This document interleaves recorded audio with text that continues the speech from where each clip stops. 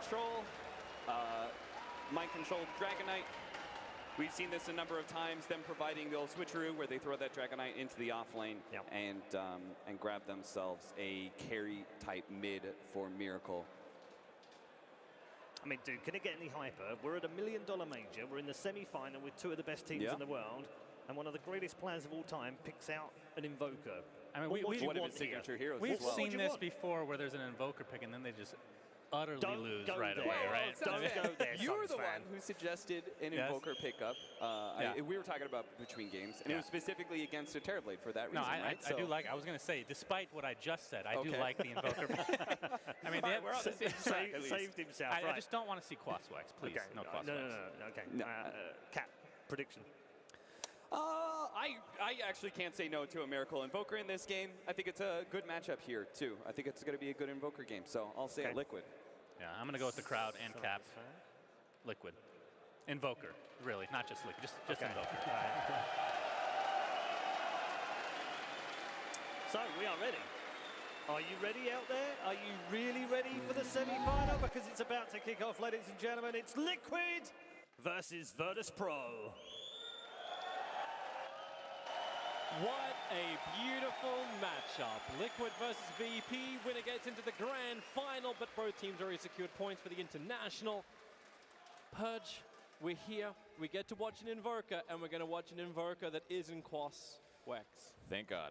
Did not do so well during the group stage, and I think this is the right game for Exort as well. There wasn't that much obviousness maybe that Liquid is going to go for this, but between having Dragonite as initiator, even Oracle's first skill Fortune's End, and obviously Echo Stamp, they can actually set up these Sunstrike kills, and it makes their ganking so much better, which is what's so cool about what they did with this pick, because VP's AA as well as Sand King, it was the most obvious, we're going to kill your heroes in burst fashion. So Oracle gives them that solution against that, and then on the other side, they're also going to be able to do it themselves. Yep. And I can't wait to see the combinations that come out from both these sides. High-quality teams, so high-quality Dota. Strap yourselves in, it's Virtus Pro. We're already on the hunt inside the Dire Jungle. You'll hit with the Sunstrike, so first point of damage getting into solo. But this was just VP having a bit of a wander around, trying to force Team Liquid off the runes, but Liquid will still get the bottom, so at the end of the day, it's a scouting mission more than anything else. Yep, no problem at all for Liquid, and their lanes should be pretty normal. The mid of the VP side is going to be a tiny, so not very much armor on him, and he might have a little trouble here against an Invoker, but he should be able to get tons of last hits.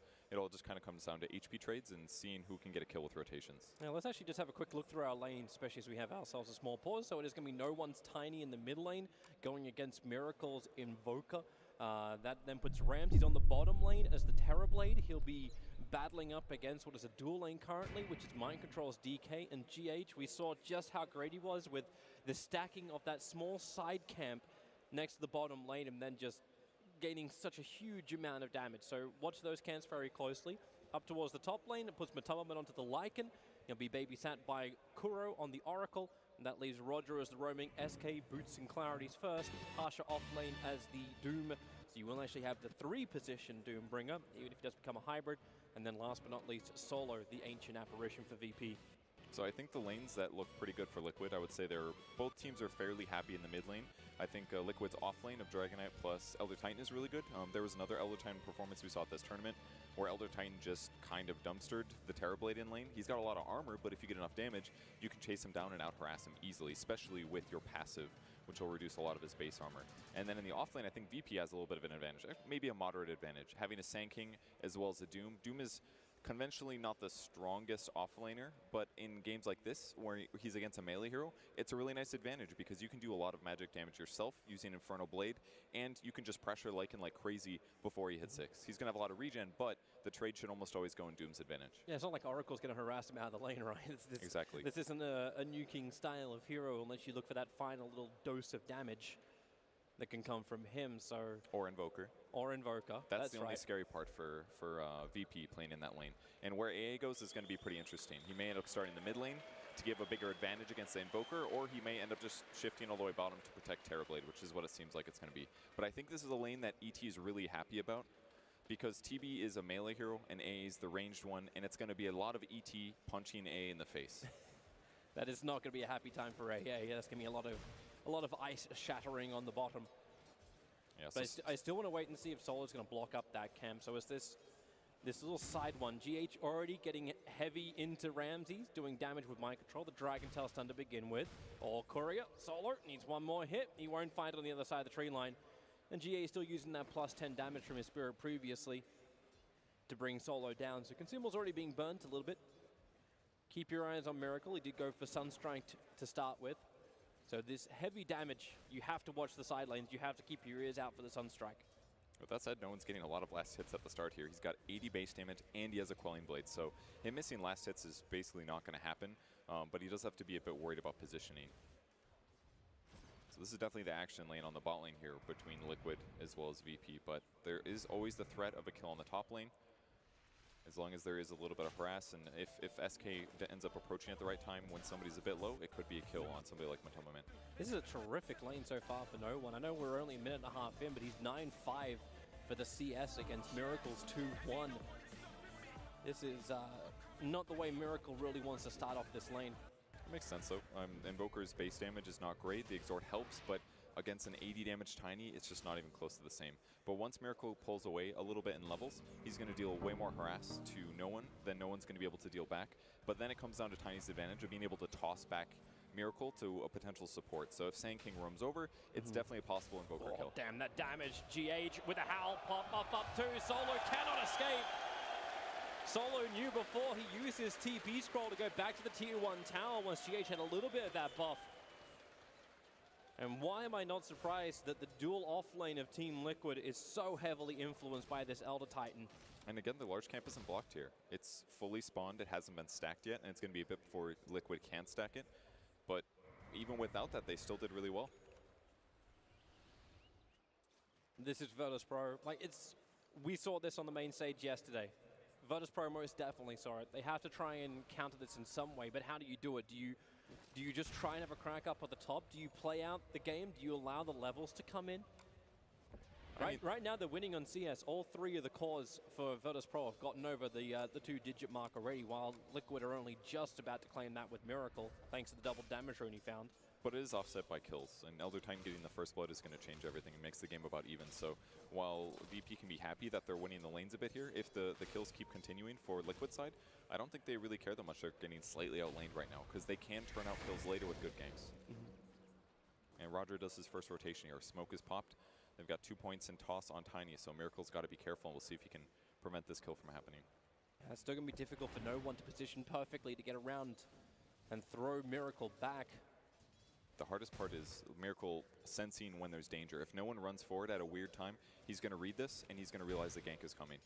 And instead, they might just have to do a toss forward on SK into an avalanche follow, but that's going to be hard on damage. Sunstrike onto Solo, real trouble. Solo's dropping down low. One more attack from Mind Control will do it. He goes in the trees, trying to block himself out. Won't work, however. But both GH and Mind Control limping away to safety. It was a great attempt by A, trying to block, prevent Mind Control from getting the kill, but even gets to eat his planted Ironwood branch in success, so pretty good for Liquid. Easy regeneration. And Aqua is picked up on Invoker now, so his armor advantage is even higher on the mid lane. His damage is now pretty much around where Tiny's is, so we're going to see a lot more gap closing in terms of last hits. I think GH may be a little bit annoyed. For some reason, his Spirit went down, but it didn't aggro the Saturn Tormentor. Yep, true. Matubaman in trouble. There's your little bit of extra heal. Kuro keeps him alive. Matubaman is the poison. That was such a sick play on Liquid side. Matama-Man was in trouble for a long time there. He used the Wolves to slow down Roger's ability to get close to even land the Burrow Strike. And as soon as the Inferno Blade hit was the same time that Kuro used Fortune's End, which basically stops all the damage over time that Inferno Blade deals. Well, he's having to do it again once more. The jump in comes from SK. Matumba needs space to get out. The Howl will give that bonus, and Roger ticking down so quickly. That's that Kuro nuke coming into play. Pasha wants to go for more, but his Scorched Earth is just worn out, so he'll start his run back. Sunstrike is off cooldown, a level 3 on that one, so let's hold him in position. The Wolves are staying with Pasha, but they won't toss it out. It wouldn't be enough for a kill, not yet. So still doing a great job fighting this lane. The Oracle is working so well against the Doom in the laning stage, and it's going to be just as good later. They're going on Ramses, really just trying to push him down solo. Gives the Chilling Touch bonus effect. The ET Spirit comes out, and Ramses will think twice about it. It's just too hard for them to commit on killing a Dragonite for now. Oh, wow. Go for the Stomp, but it's going to be way off here. Yep. Pretty costly usage there for GH. He doesn't have that much mana in the early game. But they can still use a Shrine, maybe. He needs that mana too. 80 mana for every single time he wants to put that Spirit down. Start soaking up the extra damage. And while Liquid's offlane is going so well, they're going to be safe on their safe lane and just put Matamba Man into the jungle. Because he can jungle still pretty rapidly, especially with Feral Impulse. He tanks, him and his wolves do a bunch of damage, and he will still get some gold. In the meantime, Crow just hides for farm. And experience, mostly. Yeah. Able to get a very powerful Oracle, get that early false promise up. With that said, though, I mean, Doom is going to free farm as a result, and that means if he gets a fast 6 and then turns out kills every time he gets Doom, it's going to be huge for VP, and that's one of the best things about Doom, is that he gives you a fairly reliable kill every single time that Doom is up, you know, every 2.5 minutes. Yeah, that's the old phrase, right? You delete one hero before the fight begins because they have to deal with the Doom. ET is now jumped up to the top lane. Thanks to the Observer Ward from Virtus Pro, they are fully aware that GH has done the rotation. And Kuro's got his own aggressive ward down, so he also knows that Roger is not staying around. In fact, it's SK who TP's down to bottom lane, trying to add pressure to mind control. They look like such a good TP. Like, if you know that there's 3 heroes in the lane that you're sitting in, it's time for you to leave, because now you know there's not an extra hero in the bot lane, and he had just TP'd top. But they didn't quite initiate that perfectly. You probably should have wrapped around to get an initiation off in the DK, because they maybe could have gotten that kill. And instead, they're going to alternate this and go for the mid. Yep, they're coming after Miracle. GH is already moving down too. The Observer Award is giving VP all that high ground vision they want to. So Spirit into Stomp needs to create space. Able to get the double stun on both Solo as well as Roger. Miracle wants to fight. The Cold Feet will trigger on him. Roger dodging with the Sandstorm, but he won't dodge the Stun Strike from Miracle. Is able to connect. VP with the Instigators, but they're the ones burying the dead. Very good plays by them. And on the opposite side of the map, Pasha was a smidgen away from getting Doom, but ends up using Scorched Earth a little bit earlier there, so now it's going to be even harder for him to kill Lycan if he does want to chase him down, now that they're in this 1v1 matchup. It's hard to grab this kill solo without Scorched Earth, but maybe he'll be able to. He's definitely thinking about it. Matoma Man's got to be really careful right now. He's just holding it for now. No TP support will come. Elder Titan doesn't have one available, and Kuro already just burned his to go to the mid.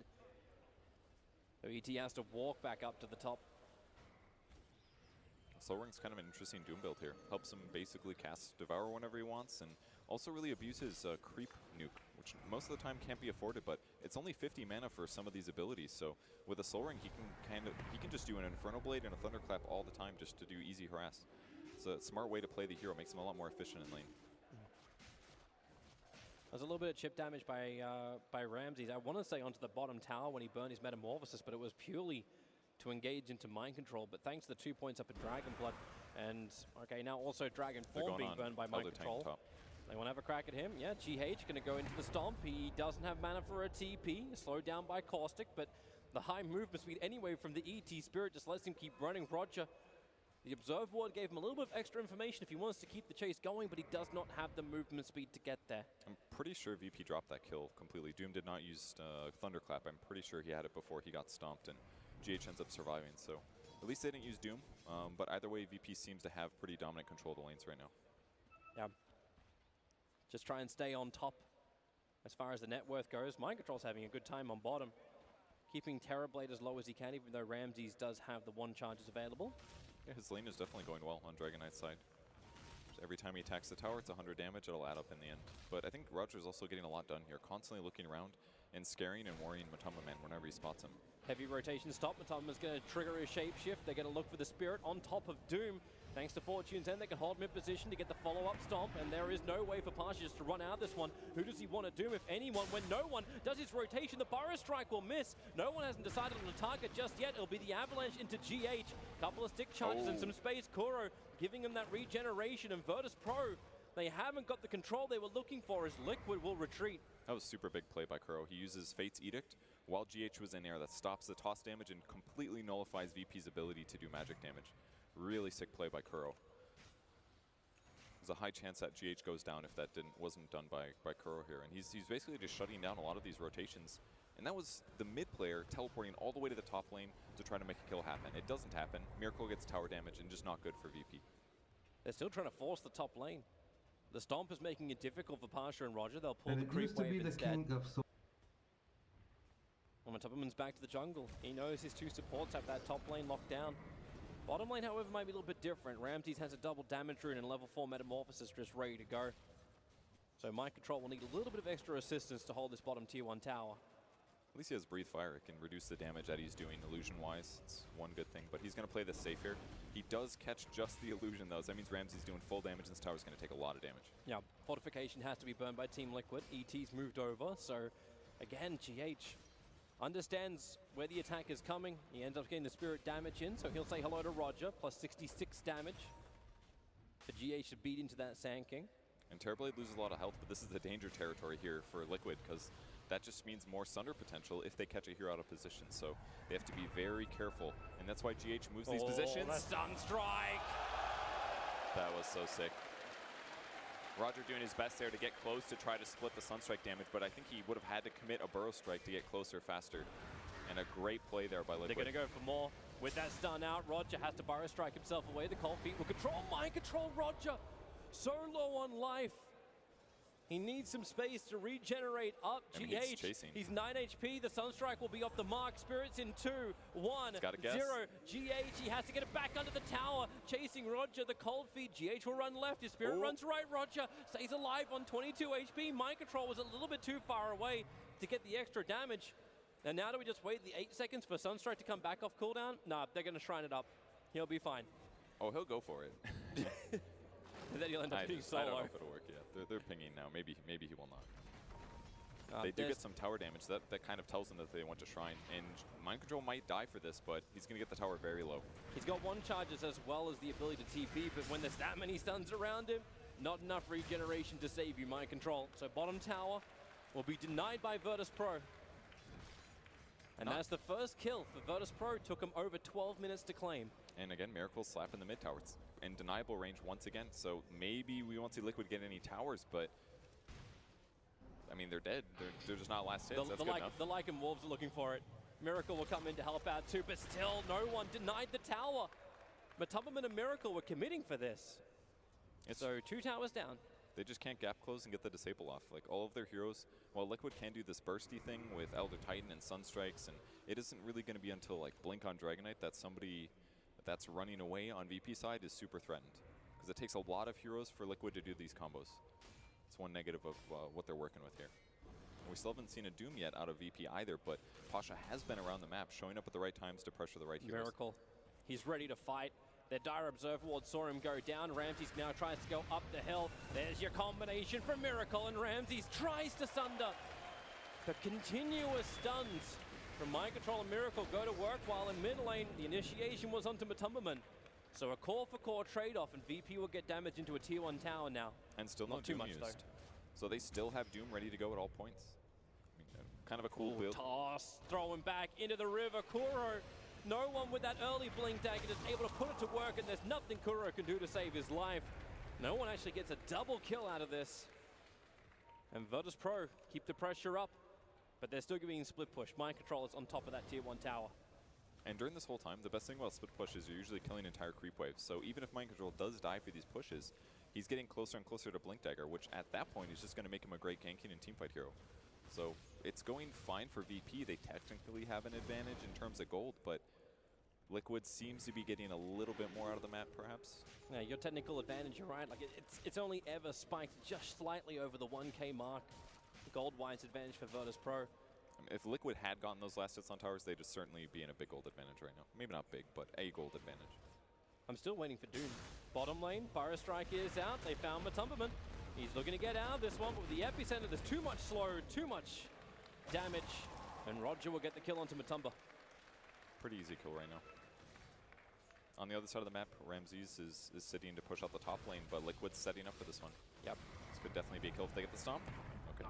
They need that stomp to happen so the Sunstrike can connect. It's almost max Exort Doom. It's onto Mind Control. Ramses turning into Metamorphosis. Kuro is there to protect him as long as he possibly can. Just give more life regeneration, but Solo and no one also arrive into the party. They'll group them together, tossing Kuro in.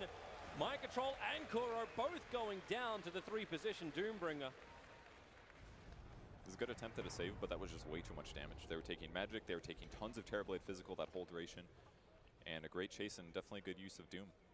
VP's not going to slow down. They'll look for their next kill. Matomaman's still been ultra pressured here. They know he just respawned, and look at this. They ran straight. They knew where he would be. They just have to gap close. The observe ward gives them all the information they require. There they go. So they're waiting for everything to get brought down. Or Ice Blast, pop. And goodbye, Lycan. The jungle is no longer a safety zone. It's the danger zone. It's just so sick how they did that. They didn't even defend Ramses pushing the top lane. They knew that Liquid was not going to be able to defend right now, so they instantly smoke and go where he's going to farm. And by doing so, it means that Ramses at perfect efficiency, and then they can instantly transition to the next objective. So they took this one objective win, and they turned it into a kill and a second tower. VP's now, all of a sudden, in a huge position win. And they're looking to keep the pressure up. That Blink Dagger is not there for DK, so Liquid don't have that initiation. All they have is the Spirit Stomp for GH to stall the attack from Virtus Pro. There's still no points up in natural order. It's a 3-2 currently for GH. He needs some space, he needs some levels. Very underleveled ET. It's okay though, because he can turn ganks around, and once enemy heroes die in his vicinity, he's going to get power leveled by the much higher level opponents. And I don't think it's a huge deal if he doesn't have his ultimate, for example. I'm more worried about maybe some natural order levels, since they are having a lot of trouble getting kills. So VP will take a small moment where they actually back up and grab some farm, but it just means they're going to grab things from the base, like this blink on Doom, which now makes his life a lot easier. Miracle's living in a little bit of fear. Hiding in the tree line on the bottom is a 4-man smoke up from Liquid, hoping for some kind of option, but Miracle's still not showing himself. He only wants to fight under the tower. The Ice Blast, well, okay. He's just very worried about VP diving right now. Oh, here they come. Team Liquid, blink in, stun. They want the kill on the Terrorblade. The Sunstrike may help them to do it. In fact, it does do it. Ramses will fall. Still a 1-for-1 trade-off as that Lycan had really no say in his own death. Pasha on the back of Kuro and Mind Control. They're split up. That's the medic as well as the primary carry. Kuro can't get enough damage out, but Mind Control can blink and get the stun. Yes! Avalanche from no one. It was a pebble away from connecting. Solo's small mistake there. Needed to attack to prevent the blink into the trees, but ultimately they tried to finish off with a toss and not long enough on the cooldown. But either way, Liquid knew the reason Miracle was sitting so back is because they knew that VP was either healing or that they were on a pressure move to the top tier 2. So they played it well, they initiated, but they just didn't quite have enough damage to clean up the rest of the fight. They pick up the Terrorblade though, and that's definitely the best and most dangerous hero to kill at the start. Yep. And the kill went to Miracle during the fight too, so he's now top net worth on the field. Roger, on the run, will be easily successful. Team Liquid not wanting to fight when Shapeshift is down, Dragon Form is down. Tiny looking for kills again, and they know where Matomaman likes to farm. In inside of his own jungle, it's not like he's an anti-mage, he's more maneuverable. You're already going to start with the Flexo. Matomaman trying to get back to his tier 2 tower. Support is coming in from Team Liquid. Can Matumba survive long enough? No, he cannot. The final tree snap will break his back. Solo and Roger are starting to flank around the side too, so you can jump in, but the initiation and the combination was all on the illusion of Solo. It was the illusion ruined to Roger and Solo combined together. False promise, protecting Mind Control for the moment. Kuro needs to give him more life. Kuro, however, has nothing more to give. His life is forfeit. Mind Control does survive. VP is playing this game impeccably. They're just pressuring multiple areas of the map at the same time. They know what the limits of their heroes are. They give up on the Dragonite, knowing that he's going to regen too much, and they can just eat Oracle for free. And they just own the enemy jungle. Liquid hasn't had any space to really make the things happen that they want. I haven't felt any impact from a Lycan in this game. He's been pressured, and now he just doesn't contribute to fights very well until he gets some survivability. But he can't just rush BKB and think that everything's going to be fine. It's just a tough Lycan game now. He's still committed to the Necro books.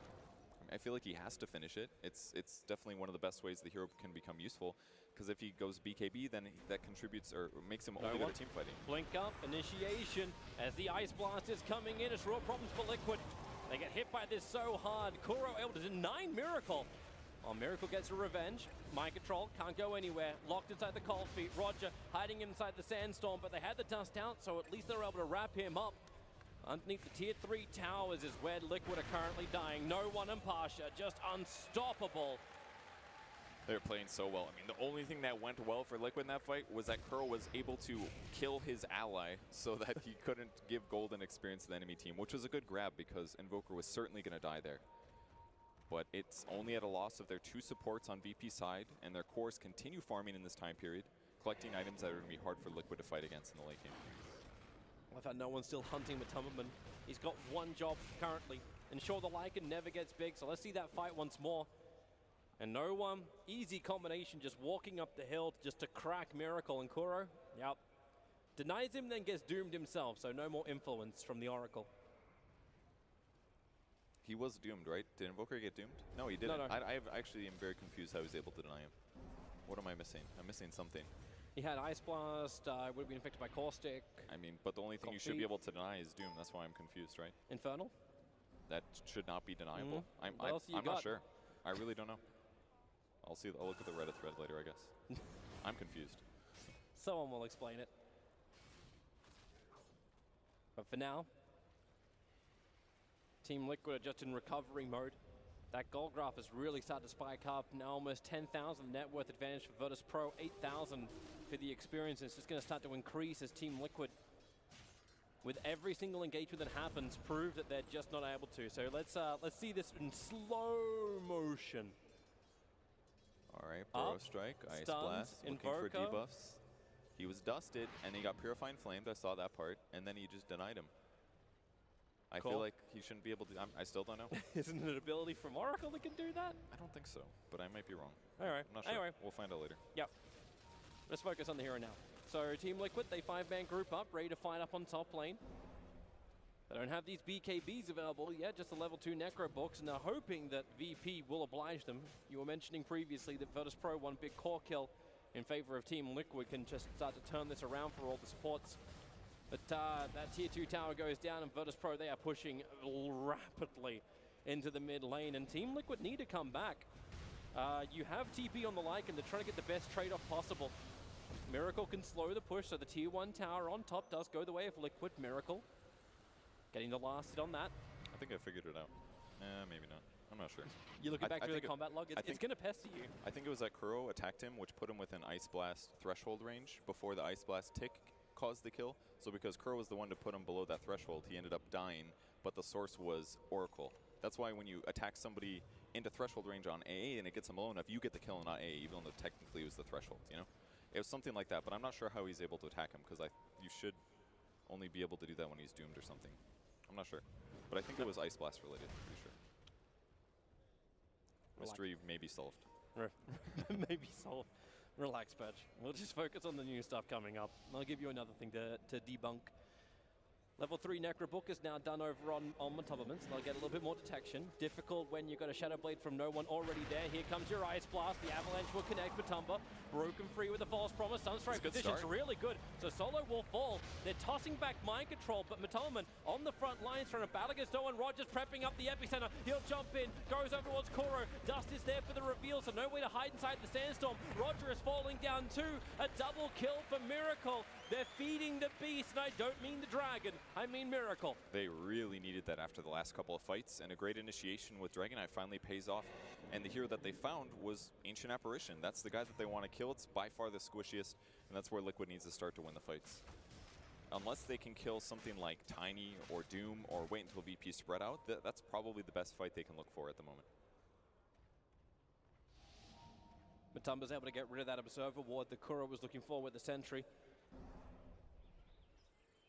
So vision gets a little bit more restrictive for Virtus Pro, but they've got one that's very, very deep. It's inside the Dire base on the top. So it's watching the Courier coming out with the smoke. Don't know if they actually want to get any kind of information from this at all. But they're going for Roshan. Okay, Virtus Pro. I mean, it kind of makes sense, right? I feel like they've been dominating this game for like 15 minutes. Normally when you're winning, what you do is take Roche, but their heroes aren't great at it is the reason that they probably haven't yet. And to even take it, it might take them committing Metamorphosis, which and the ET Spirit's going to come and have a look. So yeah, okay, they know. This is hard to do, right? Because the ET Spirit can scout it out. You have to commit Metamorphosis, which then makes the next couple of fights a little bit weird. But I think it's definitely time for them to go for this. Well, it looks like Liquid are not going to do anything about contesting it. Miracle's pushing the bottom lane with Forge Spirits. The Stomp is just slowing things down. The Wolves hoping for a deny, but it won't happen. Sunstrike, the timing. It's pretty close. Oh, it was close, but not close enough. Not a bad attempt, but that puts TB very close to his own BKB, and he's definitely been the core that's been focused in all of these early engagements, and that's not going to be possible anymore unless he gets chain stunned into Sunstrike. But if he is ready for the fight, he's going to pop the BKB early, he's going to walk in, and he's going to get a full damage contribution. Team Liquid are on the way. The Ice Blast flying to the bottom lane to do a little bit of scouting. It won't find anybody. So Virtus Pro know no one's hunting on the bottom lane, and they don't see anyone inside the base of Team Liquid. So they're on full retreat. And the Observe Ward will give nice high ground vision for Liquid, but no one is close by. So right now, Liquid, if they're going to get something out of this, it's that bottom tower. Maybe it'll help when Pasha TP's in like this. They don't know, though, necessarily. But there's no metamorphosis. This is the issue now for Virtus Pro. They don't have that high damage. Secondary TP's coming. Blink, Doom, Miracle is the primary target. Kuro going to start giving him the life. They need to keep him alive for the moment. But Toss throwing Ramses in deep into the fight. And the Ice Blast is going to help out hugely. Connecting onto Miracle. Ice Blast and Doom. Goodbye, Invoker. Pasha will lose his life for this, however. So it's a 1-for-1 trade-off. That's a big streak to end for Matumberman as Ramses getting tossed up near Matumberman. He needs that extra damage, and Matumberman can just get back out again. No avalanche, no stun, no control. The snack was just too tempting for Doom there. He gets the 200 gold, but he kills himself in the process. But ultimately, that's what happened. That is what happened. Ultimately, very good for VP, grabbing the kill. His initiation was missed slightly, but now they're going to catch Oracle as well, and that's 2 dead heroes, and it's time to go high ground here. Yep. GH has to delay this 27 seconds. The fortification is not available for Team Liquid, and the stun's mind control. Terrorblade put to sleep for the moment. They lost their courier as well in the middle of all of that. Someone on Liquid misclicking it, apparently, or angry. Could be feeding, you never know. They do not want to burn this buyback on the Invoker. They need more time. Ramses, they can't work out if they can kill off the range and the melee, so no one's attacking the melee. Ramses attacking the range racks. They both avoid the stomp. Hence paddling on either side, but Invoker is up. Ramses is low. You know he would love a Sunder. The Sunstrike in the backline solo almost walked back into it. The way they're and where's the jump? So no one. He goes in deep. EMP Tornado with the Ice Path and the Stomp. It actually catches 2 of them. Here comes your Ice Blast. Miracle to get caught with this one. Matumberman lucky to be not, but then again the mirror. It's just the images coming out from Terrorblade. They're their own worst enemy, Team Liquid. No one. He may even get out of this one with the Infernal Blade stopping the DK. No one is living in the tree lines. Mind Control can't reach him. Liquid were battling inside the base, and Mind Control is stranded outside of it. Breathe Fire can't even reach no one. VP's positioning. It's the perfect split. The only thing that goes bad is A being tossed in, but VP is just outmaneuvering Liquid at this point. They have better diving heroes. They've got survivability. They've got Aegis. The way that Ramses was even pressuring the racks was extremely safe. And Liquid also trying to think one step ahead of them, but VP just has the advantage here, and they're playing slightly better. This is beyond problematic for Team Liquid. Virtus Pro claim the entire mid racks. They will back out. Things were looking a little bit okay for Liquid, even with that bottom fight. The trade-offs for the streak that was taken away from the Doombringer. The money was good for Liquid, but they just couldn't hold after Oracle got picked, and they couldn't delay long enough for Miracle to be in fighting shape. On the bright side, there is going to be a lull here, so that's going to allow Liquid to finally move across the map a bit. And Miracle does have enough levels now where he feels comfortable using Wex spells as well. And it helped a little bit in the fights, but they're still having some lockdown problems, and VP still team fighting very smart. They're always going for the back line, hitting up Oracle as he comes forward to try to defend an ally. Always looking for those opportunities, and their heroes are just scaling so well with their items. Tiny Shadowblade into AC, now he's going to buy a BKB. That thing's going to last for a very long duration, for a long period of time in this game. And when you're up against an Invoker, that's the exact item you need to try to prevent Miracle from being able to solo carry the game. It's going to seem like an eternity for Team Liquid in those engagements. How do you control? I'm still not feeling the power from Lycan. With the plate mail, at least he's got some armor to work with, but he's still so under-leveled. Yeah, that's actually a big issue. It's just, how does he damage somebody like Doom who has a plate mail already? And all these guys have BKBs, so it's not even like he gets to stand there and auto-attack. He has to fear these AoEs that come through, like Burrow Strike and Ice Blast. Because if he knows he gets caught by those, it's going to severely limit his ability to dive, and he has to worry about getting killed just with a stun or two. Yep. It's a tough fight for him. So he needs to be able to stay alive, be around for some of these hero kills, then he could catapult ahead in levels. Yep. Or really, Liquid would probably be happy with any deaths that they can get on the enemy team. No, they would have been ecstatic just getting the kill on Pasha. Yeah. But yeah, this is beyond hard. They need to get a better vision advantage. They need that initiation stun to work for Liquid to get back into this. And in the meantime, Virtus Pro just has to keep the status quo, continuously farming very effectively, especially when you have, like, Doombringer's already so far in front. And like he's catching up to the Invoker at this point to claim the top 3 positions. Deval's always going to help with this. That's a free Midas, right? Doesn't actually have to buy his own. So yep. His team's winning. He's doing really well, 6-1 and 7 here. Liquid are preparing again on bottom lane. They're hoping for a good engagement, so Lycan just keeps the pressure up. Miracle can give some Forge Spirits. I'm not certain if they can really force this engagement. They're in slightly better positioning than they were before, though, because Dragon Knight finally finished his BKB, so at the least he doesn't have to worry about being in danger. He can just try to maximize his damage. Not that there's a lot of it right now. He's even going the health perk over the damage, but the top lane's also pushing in.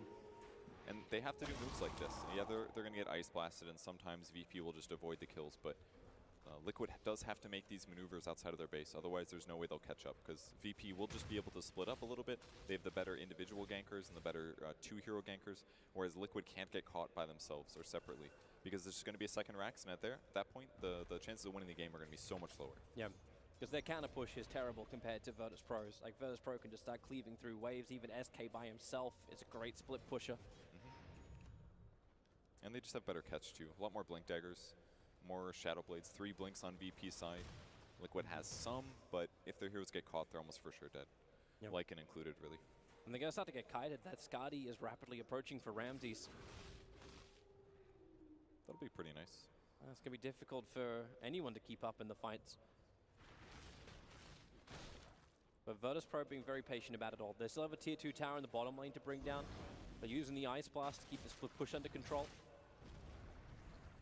As a whole, though, the Skadi won't do that much against Liquid's heroes. I mean, if Lycan's in ulti form, he doesn't really care that much. I mean, maybe Dragon Knight is definitely countered by it once he pops BKB, but it's probably just a safe survivability, tankiness item, the standard Terrorblade transition, and he wants HP more than something like Raw Butterfly. So nothing that weird about his build, and it's not necessarily going to super counter his opponents, but it's definitely the right item to pick up here. I like how the couriers say hi to get that. So the Shiva's Guard flies up to the Radiant secret shop. Yep, definitely a lot safer, and that's Matumba Mance. Yep. Kind of an interesting item choice here, but it will give some slow against the enemy team, and reduce their attack speed is very useful this game, especially against TB Illusions.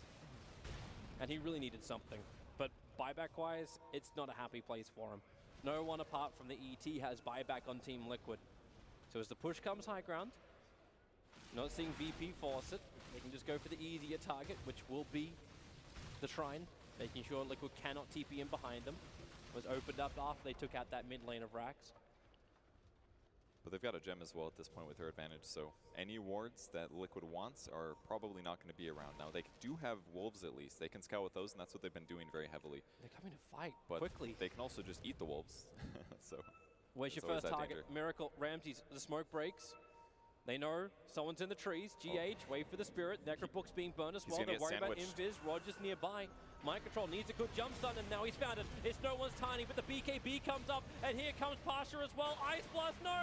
Miracle's in huge world's a problem. Kuro can't save him anymore. The ET Splitter will buy some level of space for Team Liquid, but Miracle, he'll pop in just a second, and that second is now. Mind Control can't retreat either. They're right behind him, slowed down by the Skadi. The ET Stomp creates a little bit of space. Blink Dagger now off cooldown, down the river. No ways to follow him? Okay. I don't know if that was going to keep going all the way, but basically what won that team fight was status resistance on Tiny. He was initiated on. He should have been bursted in that moment, but all of a sudden he gets to pop BKB far earlier than a normal hero. And that's because any stuns that hit him only last for like 50% of the duration. So Tiny ends up getting his BKB off, and all of a sudden Liquid's initiation turns around the opposite way. Even with Invoker getting doomed, at least if they kill Tiny, the fight would have been winnable in some ways. Yeah. It's like the perfect situation for Team Liquid, apart from the fact that it was Tiny. Take any other hero into that position. Or they would have had to have some kind of disable follow-up or knowledge that he was going to be there. That way they could all do as much damage as possible in like the first second or so before his BKB gets popped. But it's a hard position to chain stun that guy, and because he buys the BKB late, even doing physical damage through that feels impossible. Virtus Pro are on the hunt once more. Team Liquid have been burning a lot of smokes, but you know what VP are looking for? It's Matumberman, and he's walking directly into them. No one, avalanche toss, ice blast, boom. Dude. Goodbye, Lycan. They're playing so safe. They were smoked. They walked past bounty runes without picking them up because they did not want to let Liquid see the bounties disappearing. Like, they know kills are all that matters here. They don't want to gamble on anything with this huge advantage. Well, this is how they get their opportunity, just to take that high ground, take the game, and potentially be one match away from eliminating Team Liquid. I mean, Doom does provide the solutions. Invoker and Miracle especially has in many cases carried his team from a position like this with just amazing use of spell abilities. But Ags is pretty countered if you get doomed and you can't cast a spell for a whole 16 seconds. And that's what makes this tough. Every team that fights, or every time that they end up fighting and Doom goes on Invoker, Oracle can save him potentially if their fight goes about even, but he's been having trouble doing that and also staying alive. Be so hard as well to get away from Pasha. He stole the Purge creep. So he's got Blink Purge with the Shivas, with the Infernal Blade, with the Doom. He's just a disable central. And the cooldown's so low, and he's got so much mana, this is fine. He could just basically permanently chase whoever he dooms and go for the kill. And now I feel like if Liquid had won the laning stage a little bit more, and then they were doing stuff like sieging towards VP side, then Oracle would look like an amazing hero right now. But he doesn't have any items to defend himself other than Wand. So it's like every fight starts, he's not feeling as much impact as we've seen in the other games when Oracle has been played by Kuro. Very hard game for Liquid when they're trying to catch up here. Yeah, but they're getting as much space as they can, forcing out the top lane, but they're committing a lot just to get Miracle more money. I mean, that's basically what they need. They've got Lincoln Sphere. BKB afterwards would certainly solve some issues, especially because if he BKBs, then the only way to break Lincoln's most likely he would have to get an ensnare creep on Doom, or I think that's about it. Only thing that'll go through BKB. Abyssal Blade. Butterfly is done for Ramses. You got a Crystallis into the Tiny. So damage increase for no one. He wants the full Daedalus. He's going to hit hard, especially if they can give him extra life. 10 seconds till Roshan will spawn up. Virtus.pro just have to be patient. As the line gets drawn, not quite certain if that was actually drawn by no one. Cutting the line down the mid lane. So Roshan's up, and VP should be able to take this quite comfortably. Aegis and Cheese, only the second Roshan. Oh, the gem that Liquid has, they actually stole it from Roger when he died in the last fight. They must have snuck that one out of there. It's something to work for at least. Now they feel like they have better control over the area near them. And with Elder Titan, they can definitely scout all the weird spots very easily with no resources. So they scout that Roche is being done, but will they? They're kind of shifting over, but I think they're going to be too late. It's way too late. The only place they can fight from is inside the base when they got buybacks. And got buybacks on DKAA as well as the ET. And the turtling continues. And Doom. Cheese is going to sit on the Tiny in case he wants to use it. And TB's ability to just respawn, I mean, even getting killed in the first place looks hard. 2,600 HP on Terrorblade with a 9-second Miracle. He actually just jumped on the back, putting out the Cataclysm. He wants to kill quickly onto Solo, remove that negative regeneration. They don't do the Sand King. It's just the stuns, but there's so much damage from behind. Miracle just gets destroyed. DK is now doomed up too, and Liquid is split into multiple parts. No way for Kuro. Well, he'll try his TP, but that will not be successful. And he knows there's not enough regeneration to stop him from popping. They're still on the backline though. Dragon Knight's Doom has just ran out. Maybe they can go back in and find a kill. Maybe, no, but you don't have the Invoker, and no one's actually looking towards mind control. He needs to blink. Oh, he gets hit. This is really bad now. Turns for a Dragon Tail stun. He'll not be able to blink. He can TP as well if you'd like to, but it's inside the base. Ramses has burned the Metamorphosis, beating into that melee Rax. GH is there to help out. Meanwhile, Mataman caught outside the base. Whoops indeed, and GG is called out from Liquid. They were trying so many things, but none of it working. Virtus.pro, clean and surgical in their attack. Take game one. The lane win against the Lycan just proved very, very beneficial for them. VP as a whole just was able to get more farm and transition into these really strong ganks, and Liquid never really got a strong fight. And I think a lot of that was on the back of the Doombringer. I think a lot of players on VP's side played well. Probably all of them, but man, they really limited the amount of deaths that they had. Solo died like once or twice in his lane, but it was never catastrophic. Yeah, it was just a great performance really from Virtus.pro. The positioning in the fights is for me one of the big highlights, like that mid push where you could see the ET trying to get it and they're just perfectly positioned on the side, then they jump in. Okay, now we know how to deal with this. None of the AoE effects that were there from Team Liquid ever really seemed to be able to connect. It was just great pushing, great all-round play, and Team Liquid one game down. It's Virtus.pro 1 game up. We'll see if the series can be leveled. Paul, is it possible? Anything's possible, Toby, you know that. But before we get into the ideas of whether we can see a best of three go all the way, why don't we get the thoughts of our panel members once more, back with Sunsfan and Cap. Cap, we'll start with you. What do you make of that? Things that are impossible. our predictions being correct, maybe? I don't know. Yeah, I think that Virtus Pro actually played this really well. I was watching back through the replay here, Dota TV, and just like kind of scrolling through this, and I counted five smokes, I think, from Team Liquid. Not a single one of them worked. Yeah. It was actually incredible the way that Virtus Pro, once they took control of the game, and I actually thought that maybe these tanky heroes were going to be like a little bit too hard for Tiny to be able to bite through, but they played so well with the Ancient Apparition. He starts taking control of the game with his Blink Dagger, with the Ice Blast. They start cutting down some of these heroes, and then as soon as they've got some control, it was so hard for Liquid to ever be able to push out because the combination of aggressive wards, super good vision from VP, as well as the Terrorblade pushing, and just generally just like really good reads by VP. They kind of always knew when Liquid wanted to be able to push out and go for some of these kills. They kind of always knew where where Liquid was. Yeah, they played pretty flawlessly this game.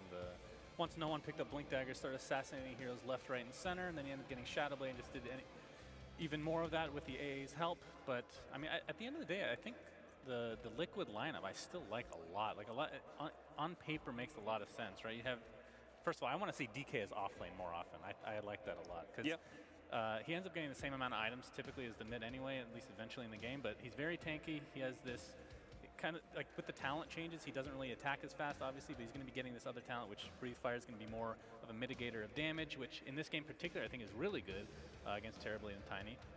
But at the end of the day, again, VP they just steamrolled him with that burst damage. Is that a bit of a worry, Shannon, in the fact that they have had a good draft? It did look complementary, did look like a Liquid draft as well, and it hasn't worked.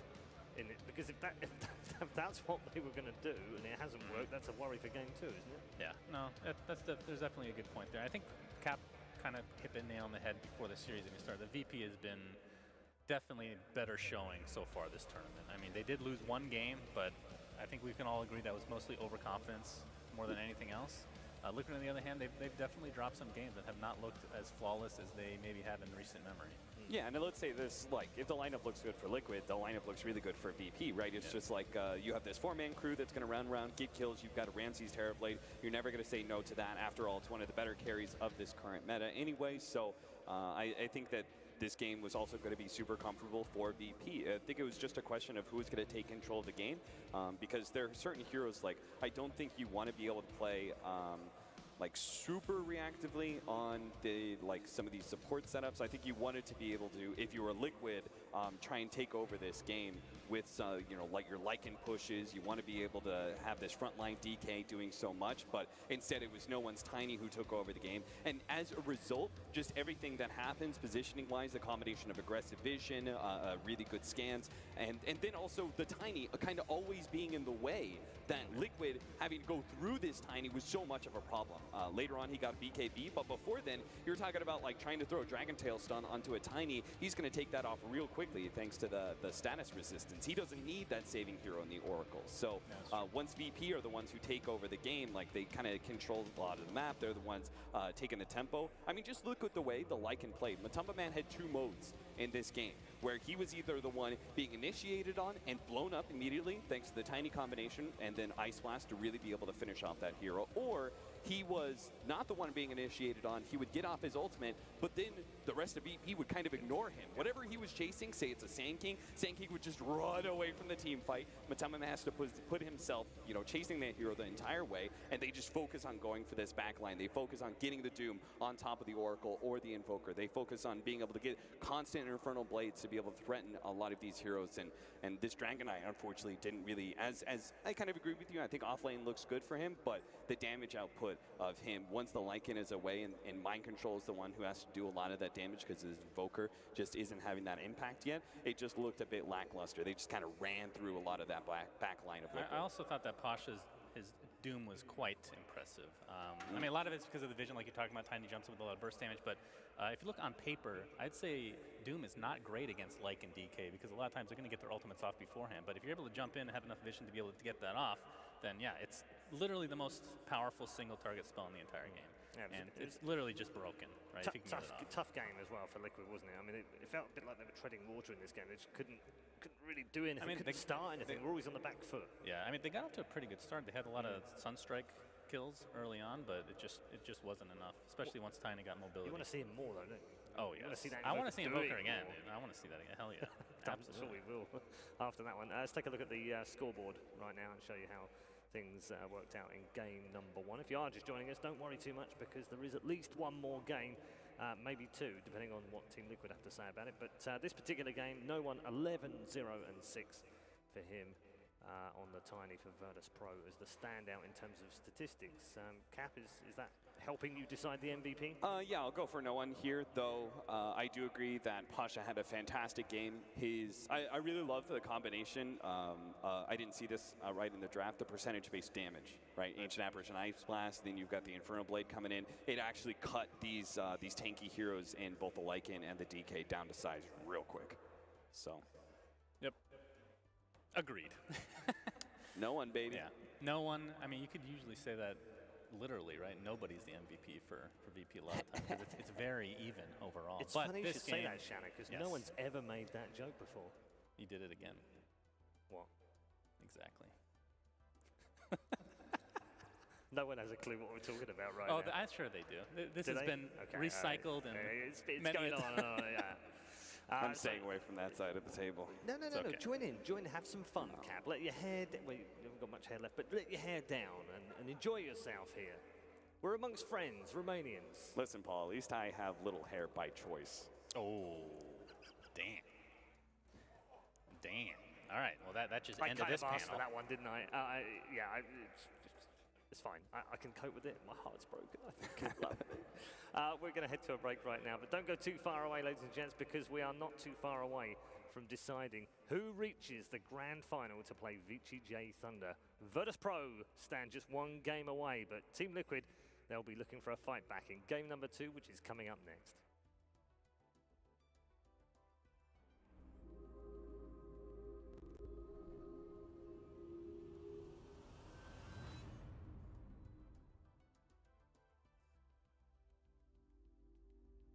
Motivation. How do you find it in a game like Dota that can break you down? Now, you can hear the motivational words from the TI7 champs to get you through your games. We're cursed. We can't win a major. Cleanse your soul. Presenting the Team Liquid Motivational CD, featuring real quotes from Team Liquid. Quotes like, A white cat.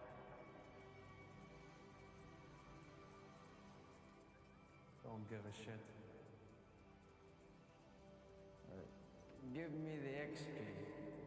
Give me the kill. Give me the rampage. I'm dead. Hey guys, let's shave our heads. Be free, Willie. Never give up. Always follow your dreams. There's no justice in this world. You have to work for it. If it feels good, it's good. I'm not even a player. Why do I have to do this?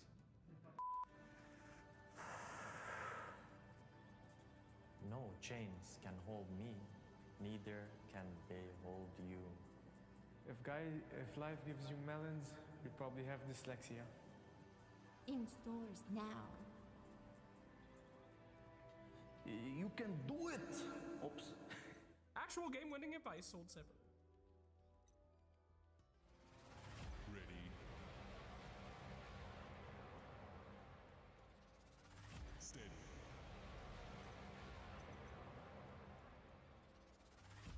Game on.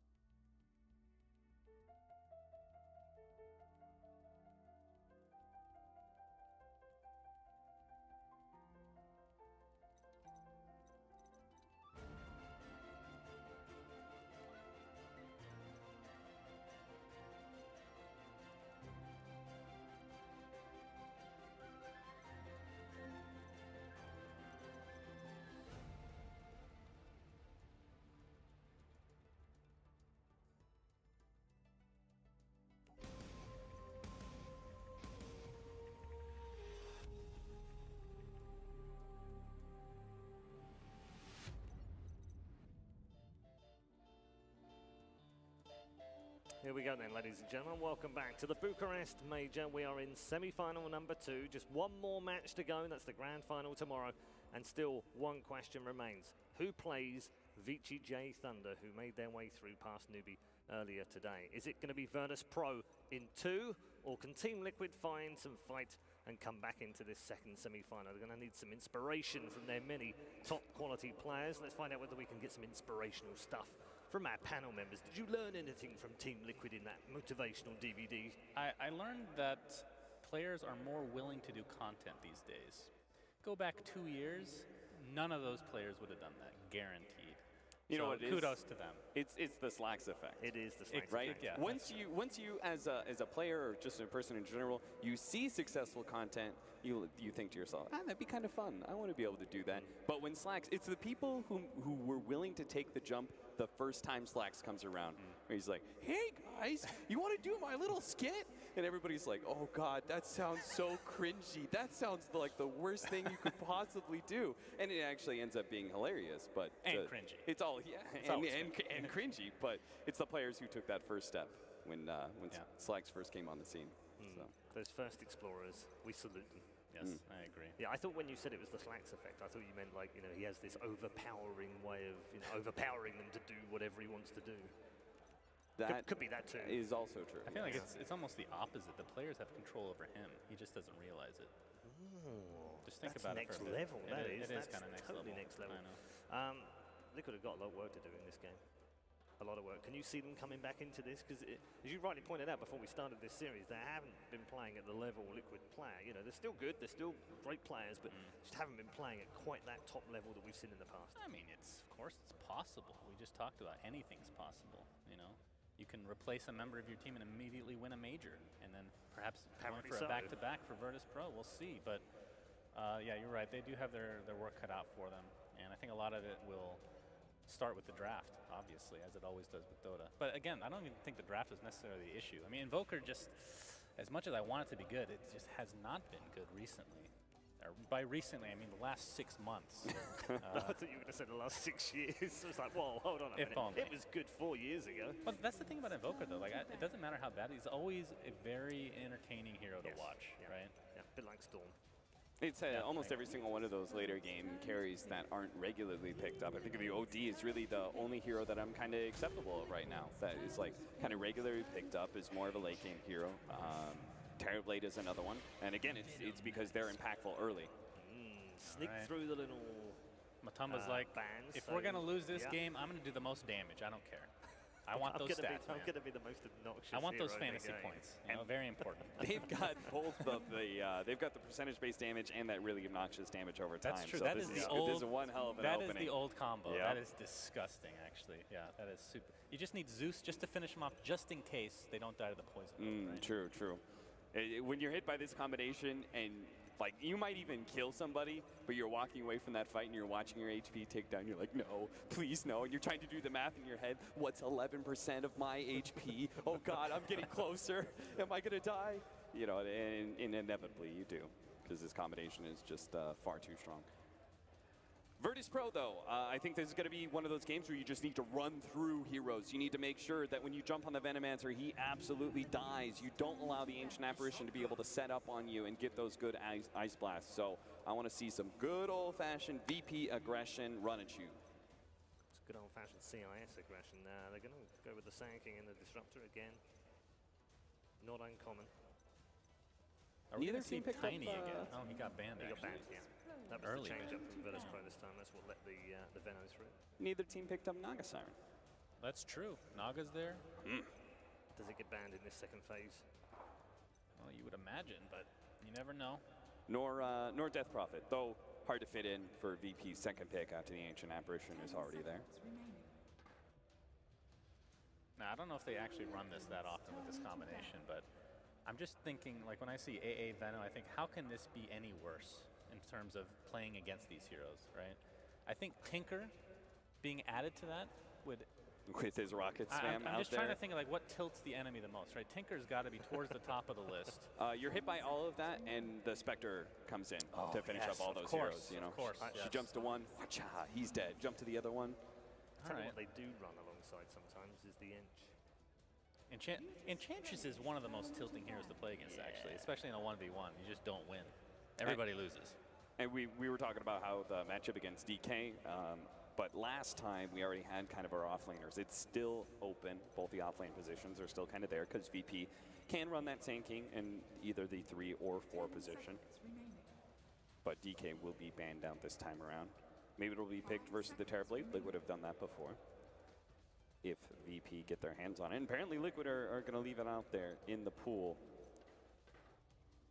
Well, I'm looking for a Juggernaut this game. I'm having a little feeling on the old Jug. You know, funny you say that. I was with you on that. I actually think VP Juggernaut would not be so bad. The Healing Word effect against Ice Blast, okay, you're not going to be able to have fun with that. But I like the direct single target damage that you'd be able to employ that's kind of uninterruptible. You know, just get on top of that Venomancer and, you know, tear him apart with the Omni Slash. You know how good it feels to get Galed and then spin, and it actually works as a Dispel now against? Oh, and look at that. Virtus Pro actually so are the good. ones who banned Juggernaut away from Team Liquid.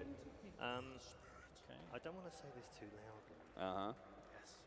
But Whisper. There is a particularly horrible hero that Liquid like to run with the Veno just to make it even more obnoxious. Who's had spiders? Is it Broodmother? Oh, against Sand King, I don't know. I knew the moment you were talking obnoxious here, I was like, oh, Broodmother. Yes. Like, let's say, for instance, they pick Brood here, right? Let's just say. You have a Sand King already. That should be enough, right? In lane against the Brood? Or is that not as potent anymore since they've upgraded the spiders? I actually have not seen that matchup yet. Against one hero? Brood. So against Sand King. Because again, like you pick a Brood in the old days, you pick a Sand King, you pick a Tide, something to that effect, and it just kind of nullifies the hero to a large degree. But I don't know about these days.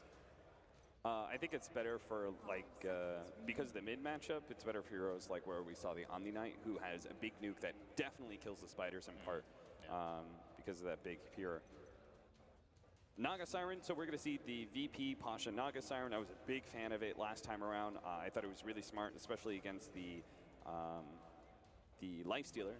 It was a counter pick to the Lifestealer last time around. Here, I think it's just, in general, a kind of both a setup and a slowdown to the game, where if you do get hit by the Ice Blast, you can try and stop some of that follow-up damage with this song. They have amazing team fight right now. You set up the song, you get the easy kinetic field, static storm, epicenter, burrow strike. Literally, I'm just naming all their skills because it all works together at this point. It's just a fusion. Plus Meteor Hammer, of course.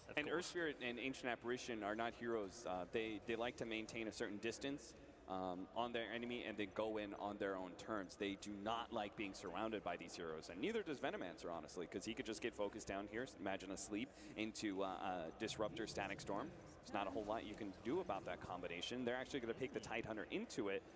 Tidehunter has been a response to Naga Siren setups a number of times because he's got the sustain, he's not really a hero you can focus down, and he's got this big Ravage turnaround. But it's up against the Disruptor, so they do have the Silence lockdown. Not 100% sold on this pick just yet.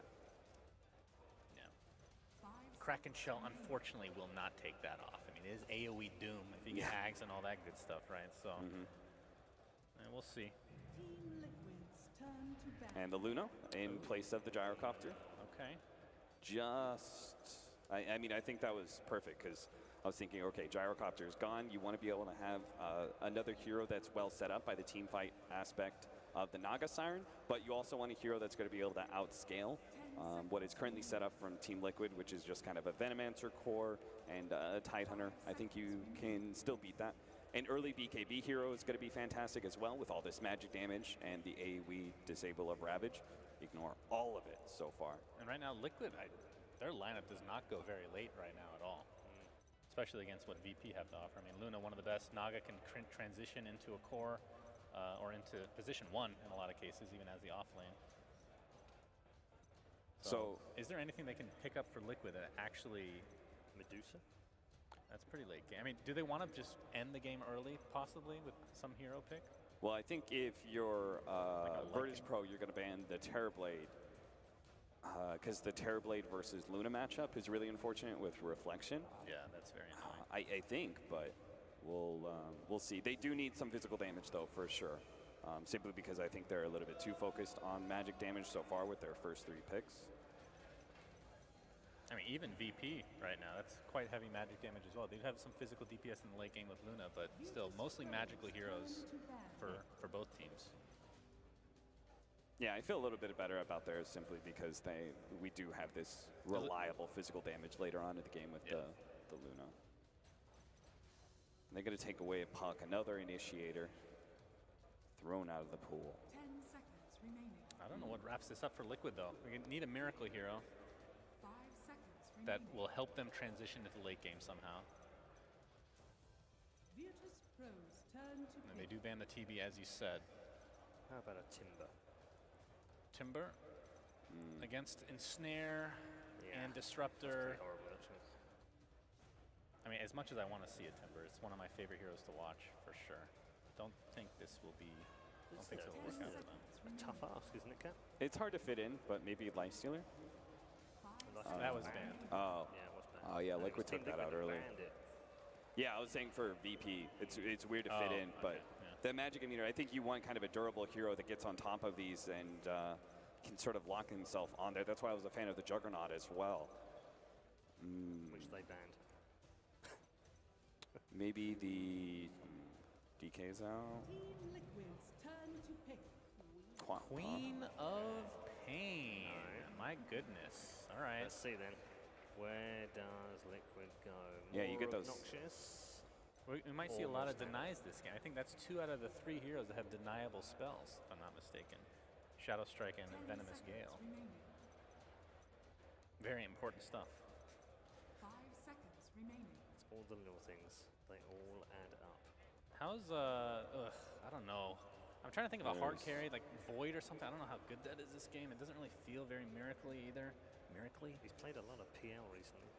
Yeah, Phantom Lancer against the AoEs, not so good. There's so much AoE control. Pugna could be Nothing okay. in here for him. So what is All he right, going to it pull is out? PL. He's going to pull out the PL. I don't like this lineup. I don't like it either.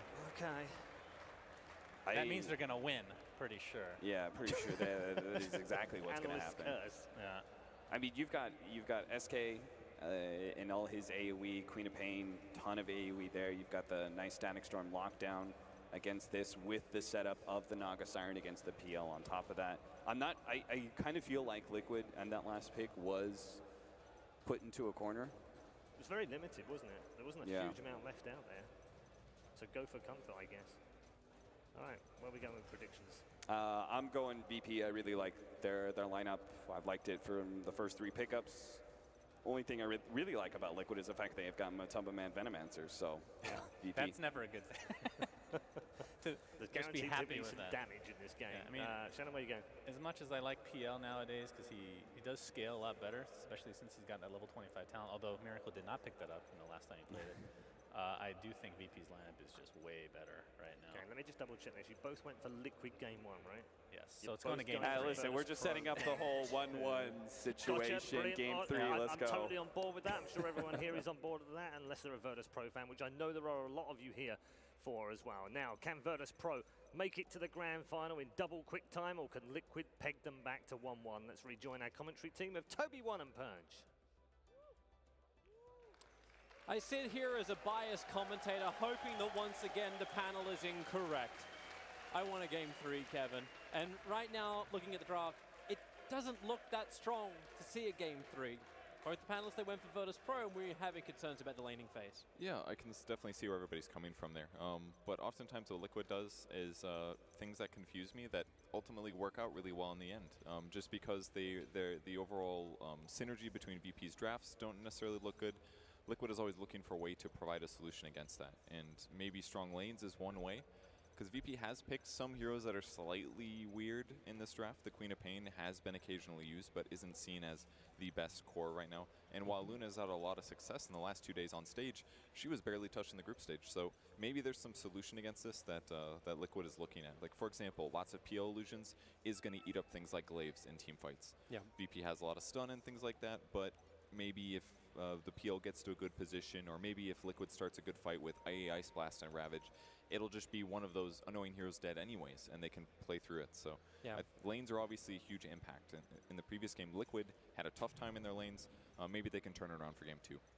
I'm interested to see if they are capable of doing that, because really when you look at these lanes, like we're not even going to know exactly what the lane's going to be yet. Both teams are 5-man smoked up, and they're putting aggressive vision into the opposition's jungle. So far we haven't seen GH drop his ward just yet.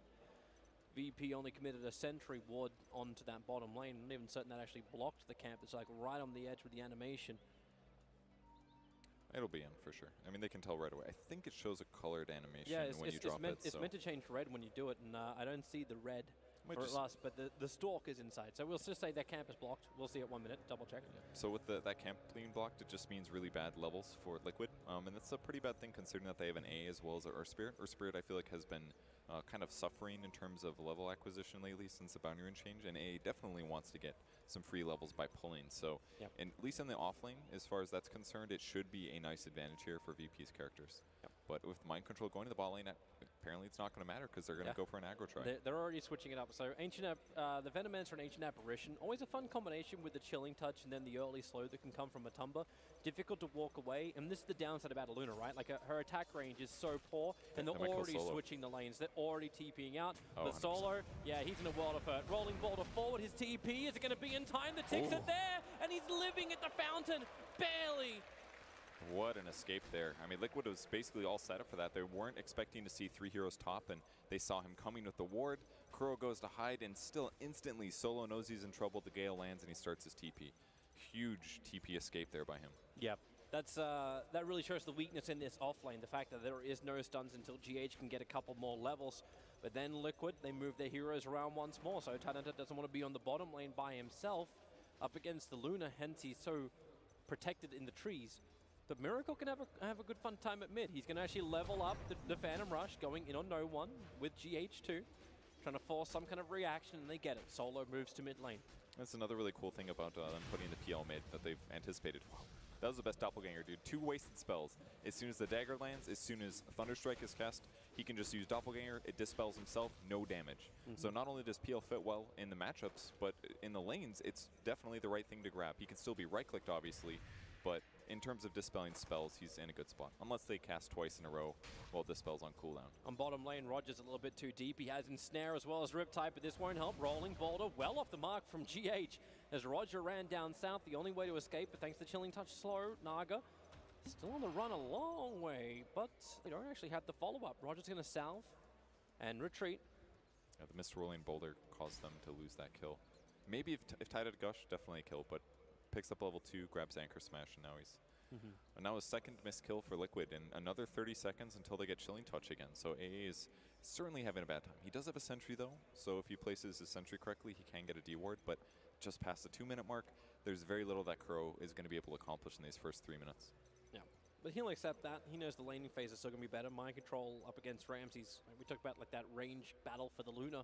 It's terrible for her, but it's great for mind control, and the Naga couldn't really do much more apart from burn a lot of life, a lot of damage onto herself. And Matama could just sit up on this top lane. Pasha can just sit invis, most definitely.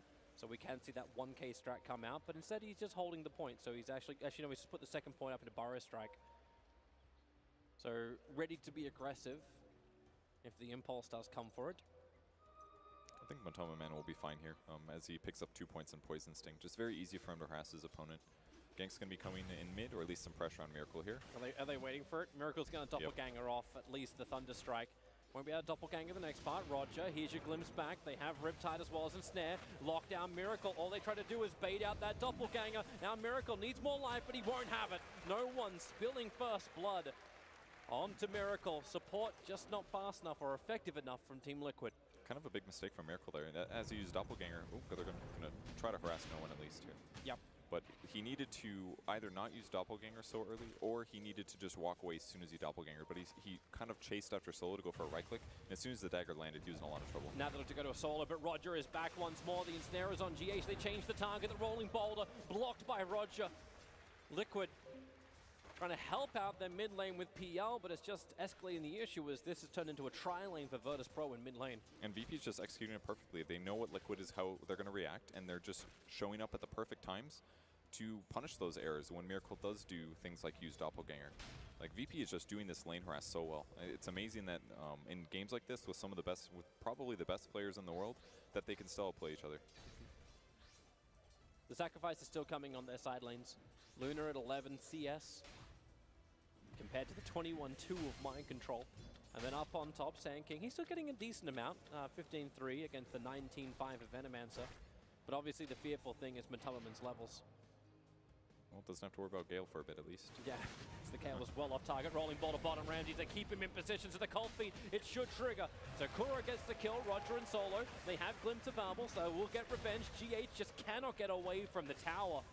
They might chase this. And They've got glimpse. Yeah, Mind Control knows he has to get aggressive. Yeah, she got the Ink Smash off Roger. The cold feet tick. Kuro gets the double kill. Oh, the attack salve. from Solo. No, the salve. Kuro still doesn't have enough life to survive. Ramses will rejoin the fight as Mind Control into the trees. Burns off the Mango. Looking for a kill onto Solo. Support is there. It's going to be GH. They're both split on different targets right now. But that kick from GH, it goes through Roger as well as Solo. But it wasn't enough of a delay. Kuro will pick up Solo on the sides. He's now rotated into that AA. GH needs more space. Rolling Boulder is back off cooldown. And Roger, well, he needs to play the Fog of War or else Roger's just going to body block it out. Kuro trying to keep Ramses at bay, but now it turns into a fight for Kuro. Now, Tidehunter return to the fight. Ramses' cold feet won't trigger, but Roger's in deep. No more man to work with. So all they got to do is keep the chase up. Chilling, wait, no, Ramses? He turned around, one charge, had the mana for the Lucent Beam. Kuro thought he had a fight. He had Chilling Touch as well as the Ice Vortex ready to help out Mind Control. He just didn't feel super confident about any of those kills. He was scared to commit to it, and man, VP again just outplaying their opponents here. Getting these little edges, but Liquid is on the board, and their net worth is sitting very good. And that's mostly because Matumbaman has had a super easy game right-clicking creeps on the top lane. So while the lane rotations from the supports are not going Liquid's way, their gold on paper is good, and that just means their cores will have to transition later into pulling more weight in these fights. And he finally hit that Gale up on top. That's why the SK TP'd all the way home. 3 points up in Sting. Easy harassment. Bottom lane, however, Virtus Pro, we're going to go again.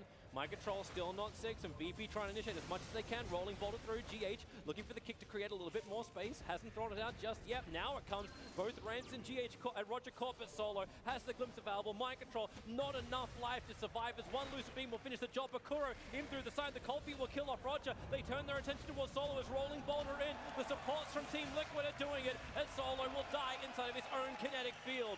Great rotation there, but it all starts off with the Tide anchor smashing as many heroes as possible. It limits VP's damage, and finally they're not able to outplay their opponents with raw damage. So great rotations from the supports on Liquid side, and they're able to catch up, and the game is very equal right now. Roger's moved off lane. He's headed up towards the top. Able to secure the bounty runes if they actually existed. Because there isn't one on the Dire side. Luna's also coming top, so it looks like VP do not want to keep that engagement going. Understandable when you got a 13-2 CS Luna.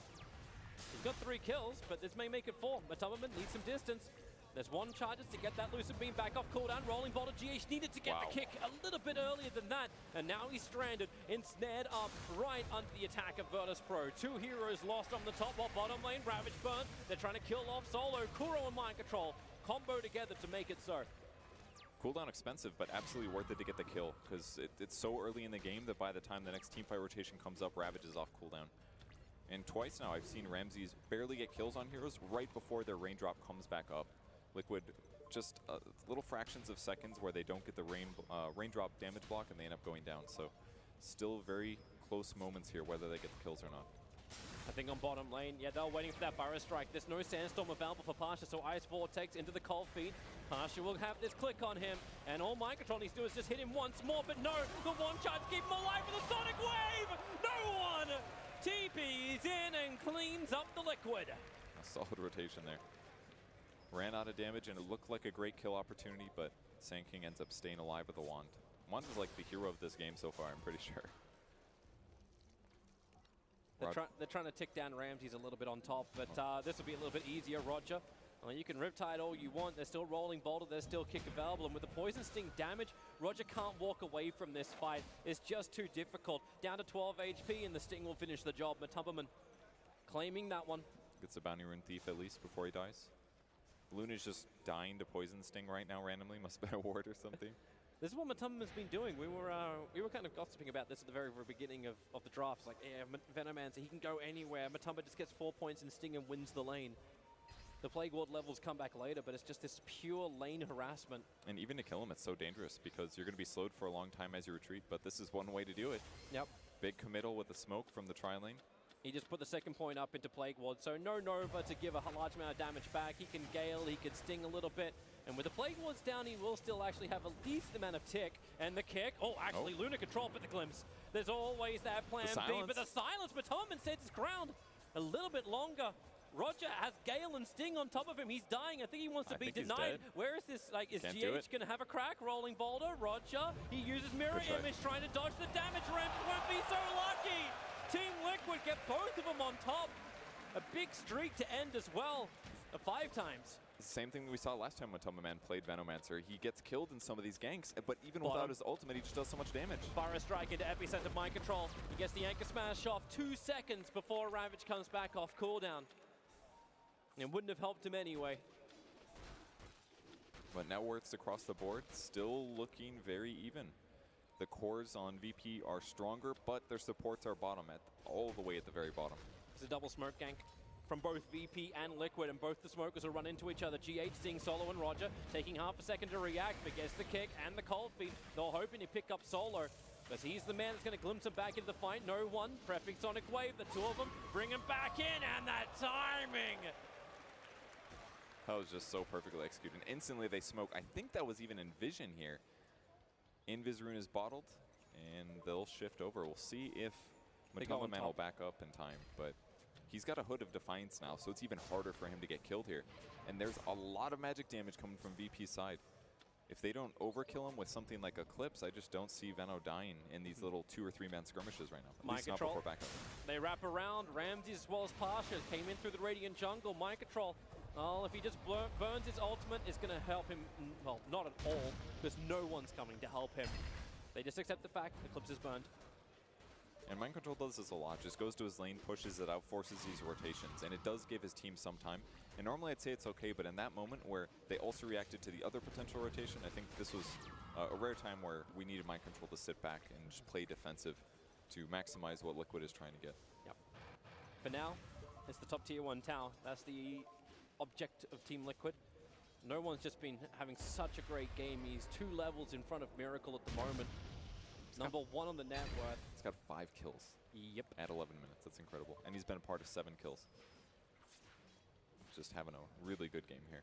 If he can transition this well into a fast Orchid, that is the death of PL, if he can start finding PL early. Because it's a long time until he finishes some item that's going to keep him alive, such as Manta Style.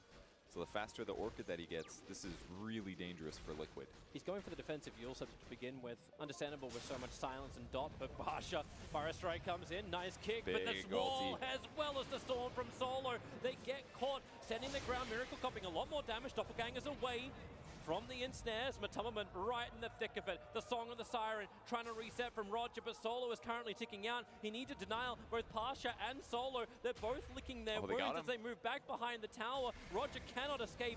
Down the bottom, he'll try and bail out. Won't happen, but Solo ticks out underneath the tier 2 tower. Pasha was able to survive. But you really feel that damage output from the Venomancer, and it's going to get worse when the Veil of Discord gets completed. It's just working so well. Ice Blast almost catches Pasha here as Kuro's looking for that snag. He also misses no one. That would have been an amazing double kill. But either way, it's just so straightforward for Liquid to take team fights. Drop the ulti, attack each person once. The Plague Wards are nice, but they're more of a way to deliver the Poison Sting, and he just collects items. And he gets this decent early game. It's very reminiscent of the previous match he played. He got pressured more that game, but he just still does so much with levels. Here's your TP coming in from SK.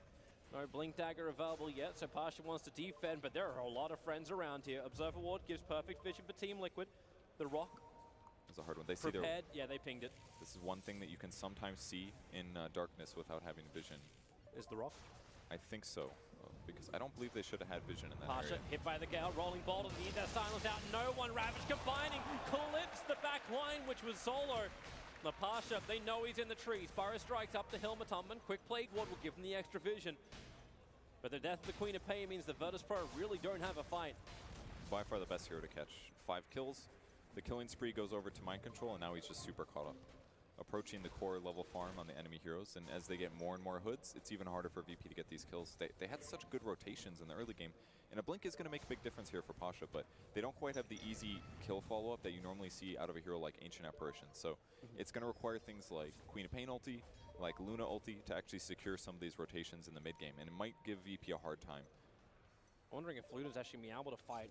Like, she's going to get burnt out pretty quickly once this diffuser play is completed on Miracle, and it's coming a lot faster just because of the space he had on top while Liquid were fighting in the mid lane. He's still got a ways to go though. He just started it essentially.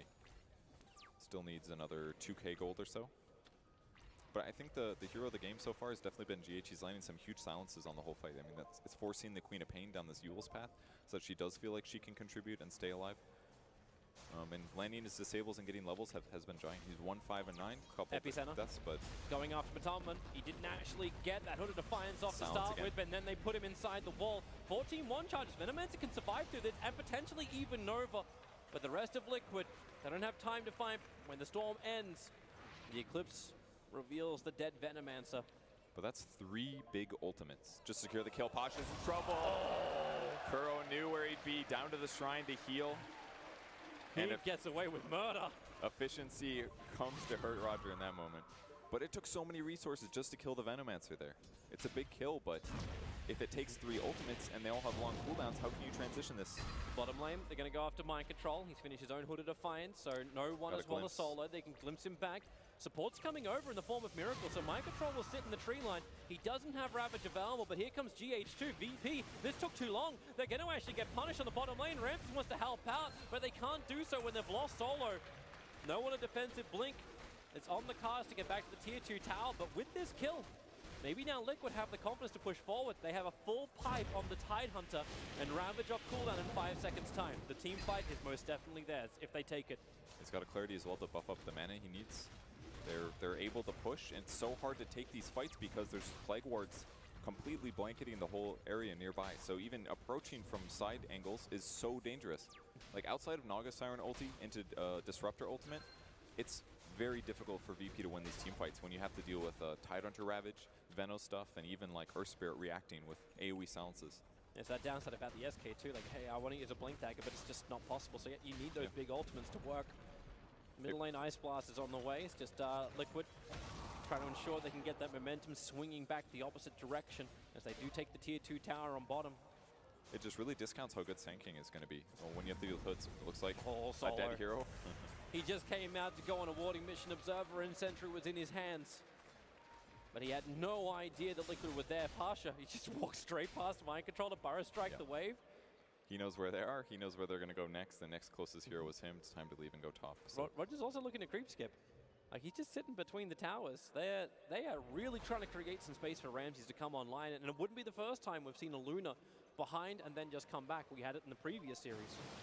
I think there's some potential of that, but it's so hard against this much magic resistance because that is Luna's one way to just kind of blow up more heroes than she probably should. Her right clicking is strong, but Eclipse is usually the big damage dealer.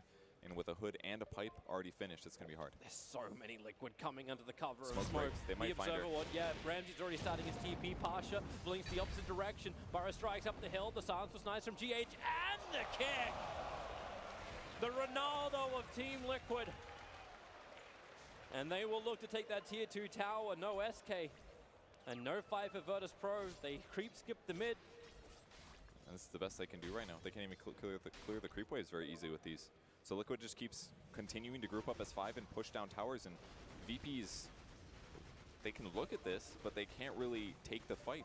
Split pushing is the best they can do, but they're so worried right now. Because if they do get caught, no one can split push because he can Eul's himself and then blink out, but a lot of the other heroes on his team are super vulnerable to these kinds of counter ganks.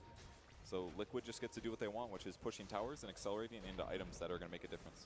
Yep. They'll have both Greaves as well as Pipe. They got 2 pipes now, actually. They actually, they're just going to, like, just stack them. Yeah. The actives... Well, don't stack them, just chain them. The aura, I believe, does not stack, if I'm not mistaken. But yeah, you can recast the barrier now, as long as the first one is gone. So, and now Tide's just going to go for Mech and Pipe. I think this is a great idea, or Mech and Greaves. It's a great idea just because they're already difficult to kill with the overwhelming magic damage from VP's side. They can just build against it, and if they can just keep their whole team alive, they should be able to easily overwhelm them in damage output. The only hero that's really kind of squishy is maybe AA, but he's queuing up a Glimmer Cape now. So as long as his positioning is good, it's going to be really hard for VP to get these hero pickoffs, which is basically what heroes like Queen of Pain, that's their strength. So it's a terrible position for VP at the moment. Yep. I'm actually wondering that if no one has to change his item build, because he is still looking to pick up that Orchid, but is it going to be too late to be effective? Do you just get Aghanim's? Do you try and slow down the push? Do you look for something else? It's kind of hard to say, I guess. Orchid would let him get solo pickoffs, but Liquid is not going to be moving solo at many stages of the game, and Orchid is also preventable by magic damage block, so GH doesn't find him. But he had no information to find him. I mean, he's almost got his Blink Dagger. He'll be able to kill him next time.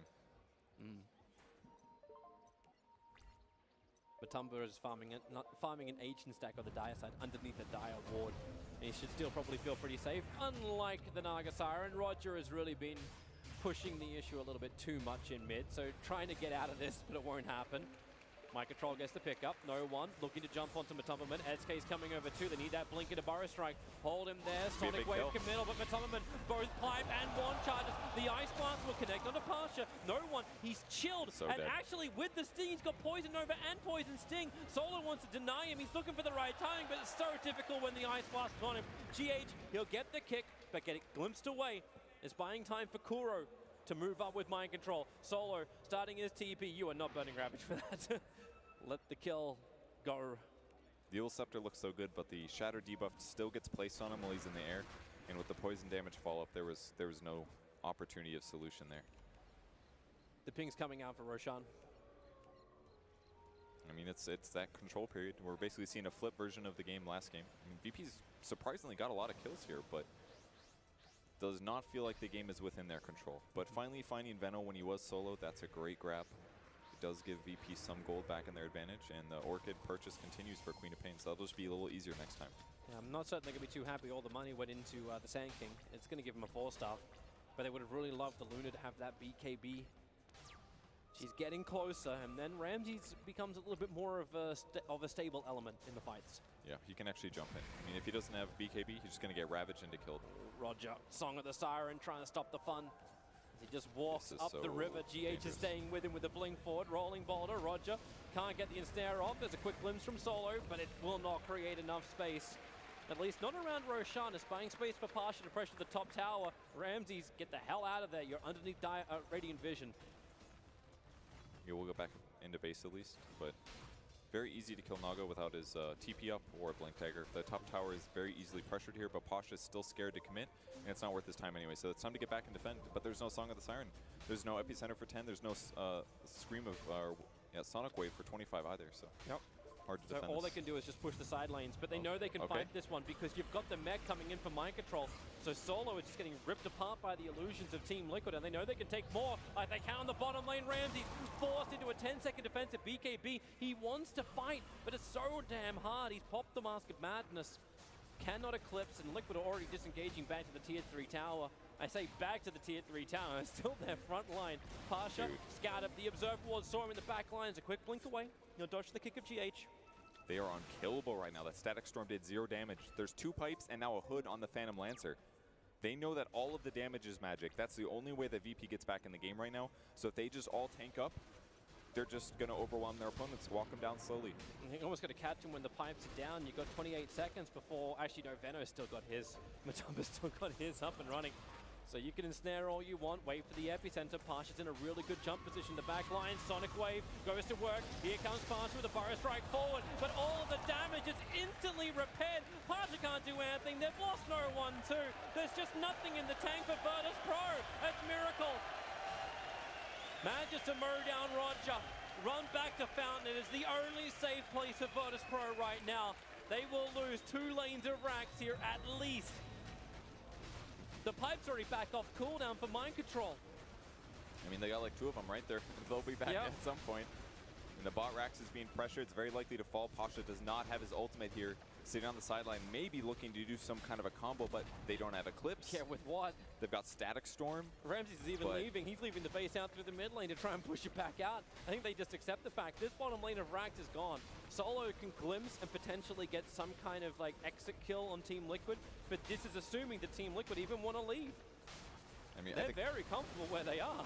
What Liquid realized this game is that the damage output of VP was very clearly magic damage, and they're also pretty cooldown reliant, and there's physical on Luna, but it takes like 2 or 3 items for her to reach anything resembling a Terrorblade's level of damage, so they kind of got hard committed here to this magic damage, and then Liquid's just overwhelming them with farm and the right items. Roger, look for the song combination with Solo, and now they could potentially catch out 3, but no, Mind Control is just walking out of range of it. The kick stopping Roger, and finally the Song of the Siren will turn off. That's not the best combination, but it's Greaves. It's all the life. Roger can't do anything. GH, as she survives the attack, no one can even get the kill. They cannot take the game.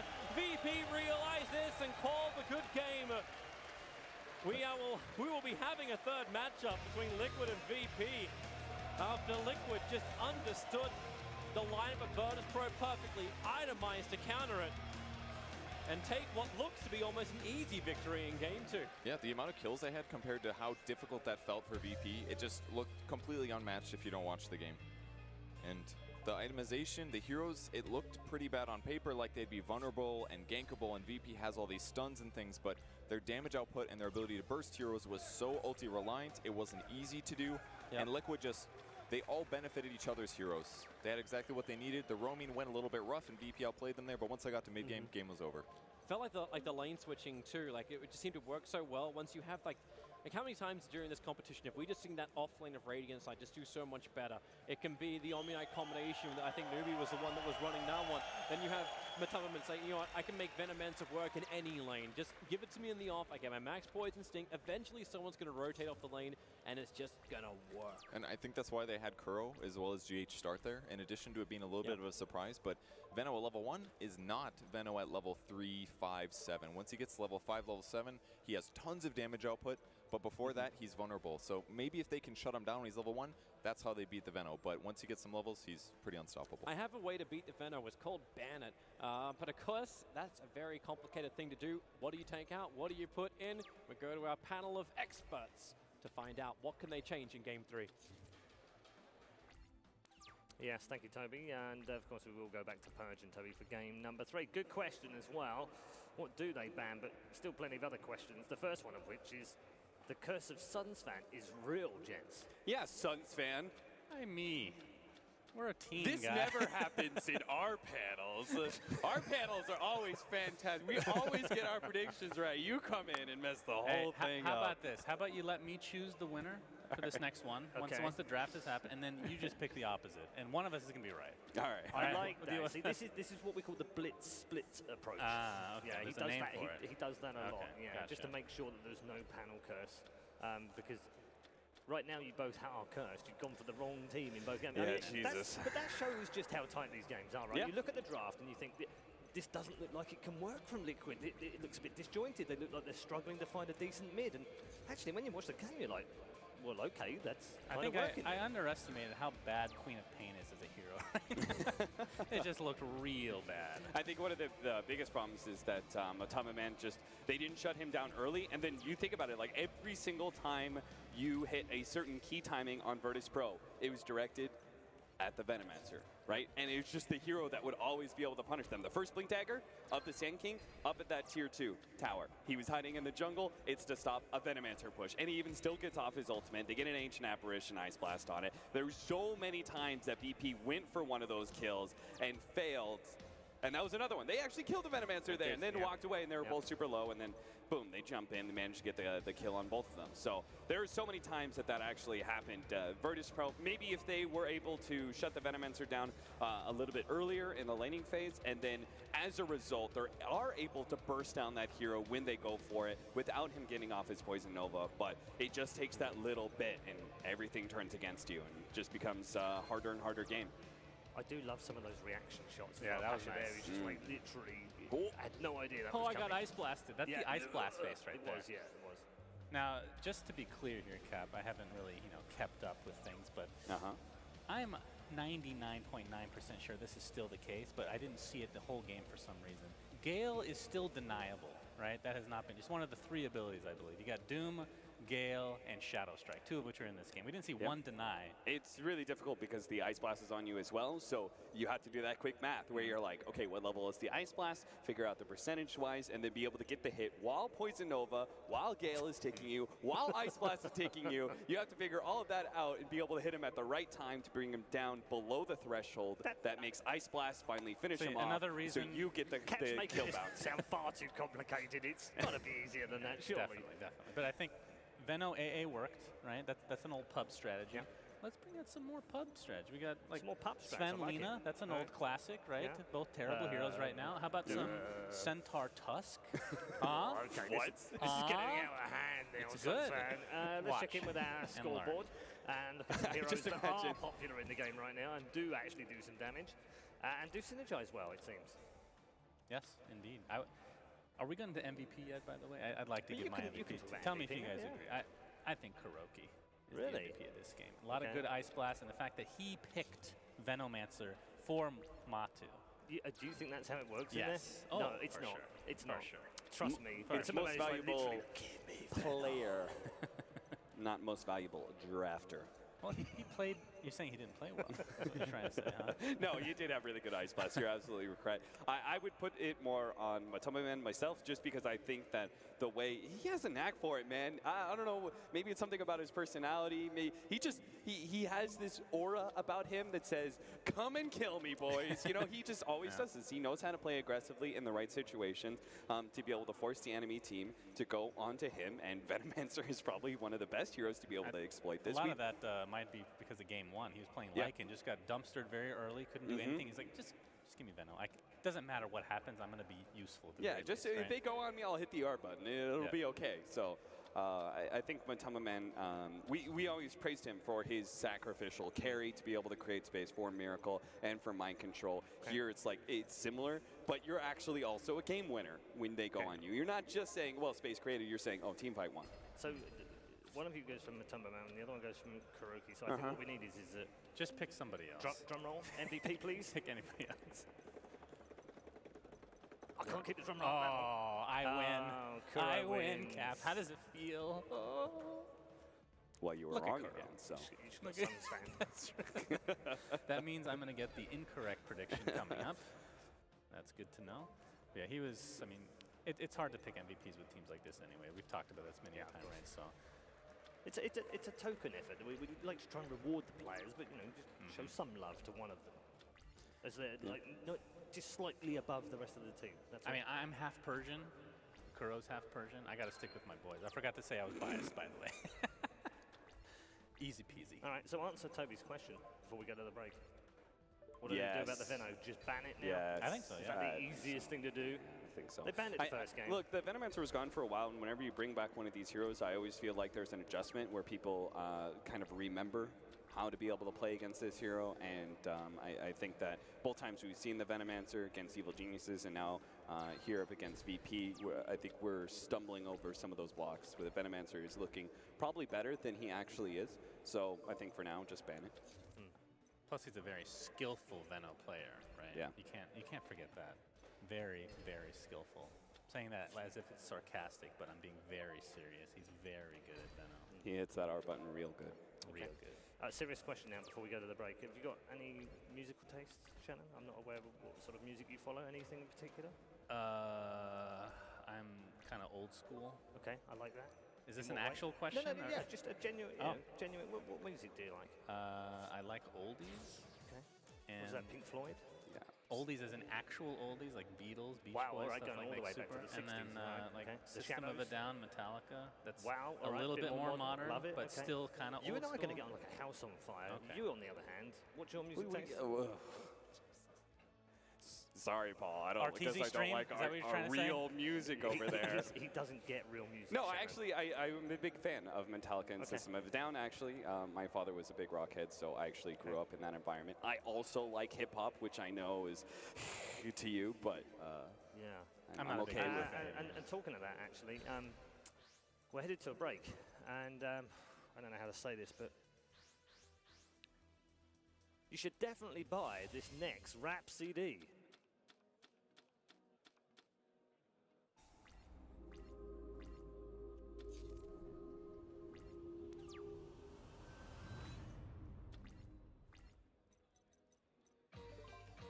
Dropping this August, the hottest track from the hottest team in Dota, Team Secret, straight from the DPC, featuring Young Dog, Fat A, MID1, Gucci Ace, and introducing Crack Zone, with songs such as Bitch Don't Kill My Time, Brood Gonna Love It, 99 Problems But Weehaw Ain't One, I Don't Need No More Points, Team Liquid, your monitor, fight your monitor, check your monitor, and of course, Enigmas in Paris. Team Secret, straight from the DPC, dropping in August. Ready. Steady.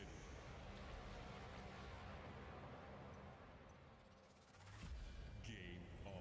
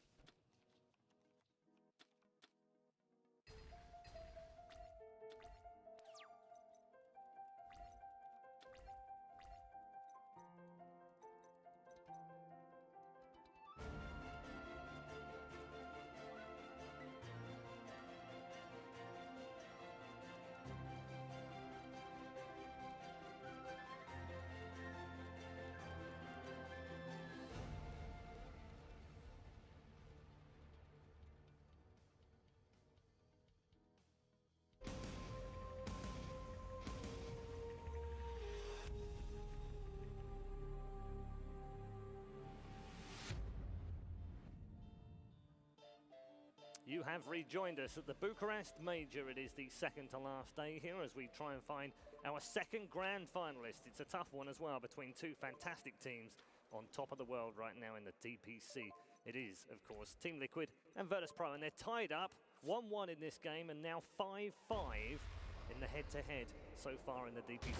Can't separate them, except we're going to have to next because only one can advance to the grand final. We've got our panel members once more here to talk you through the third draft. Sunsfan and Capitalist back with us. Forget about the curses. Forget about, you know... I can't. No, that's right.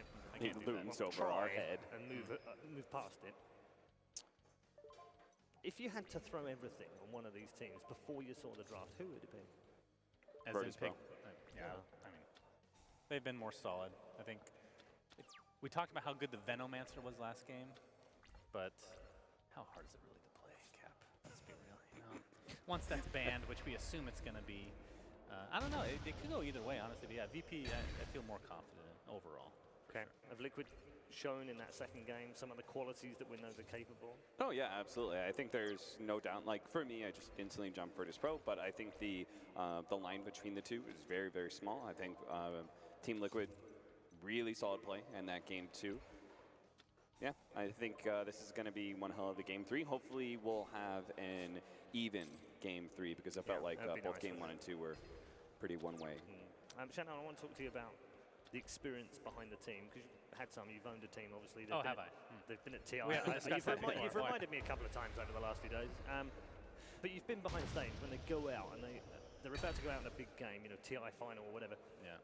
Does anything really matter to them? Does anything phase them, in your opinion? Because I'm sort of thinking here, I'm sitting here thinking, I know GH is going to be going through his mind at some point. I really want to win a major, and we've got to win this next match. And is he thinking about that now? Does it ever cross his mind, do you think? And the same with Virtus Pro. They've got history to be made here to win 2 back-to-back majors. So I'll admit my experience in this field is a little bit limited.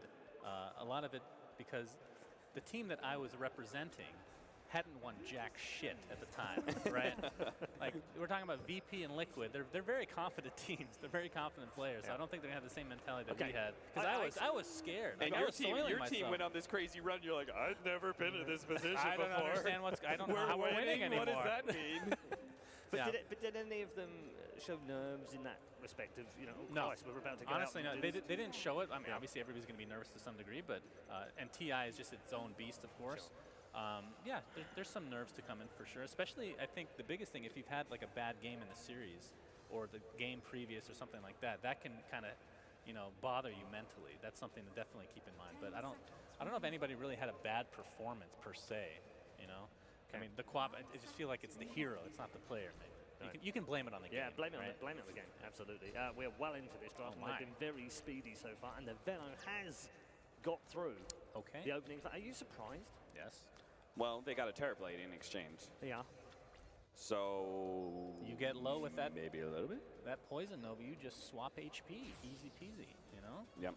I don't know. If Veno is. I mean, we'll see what else. I mean, that can't just be it though. They have to have something else in mind for sure. Either that or they are ridiculously stubborn, which Dota players are generally. So there are a number of captains who have been. I don't know if they're stubborn or not, but they refuse to think that they can't beat someone. Right. If they beat us with Veno, then we deserve to lose. If we know they're going to be picking it, you know, that's their mentality a lot of times for sure. Like, this hero is garbage. There's no way it's good. And then the next week, they're picking it themselves every single time.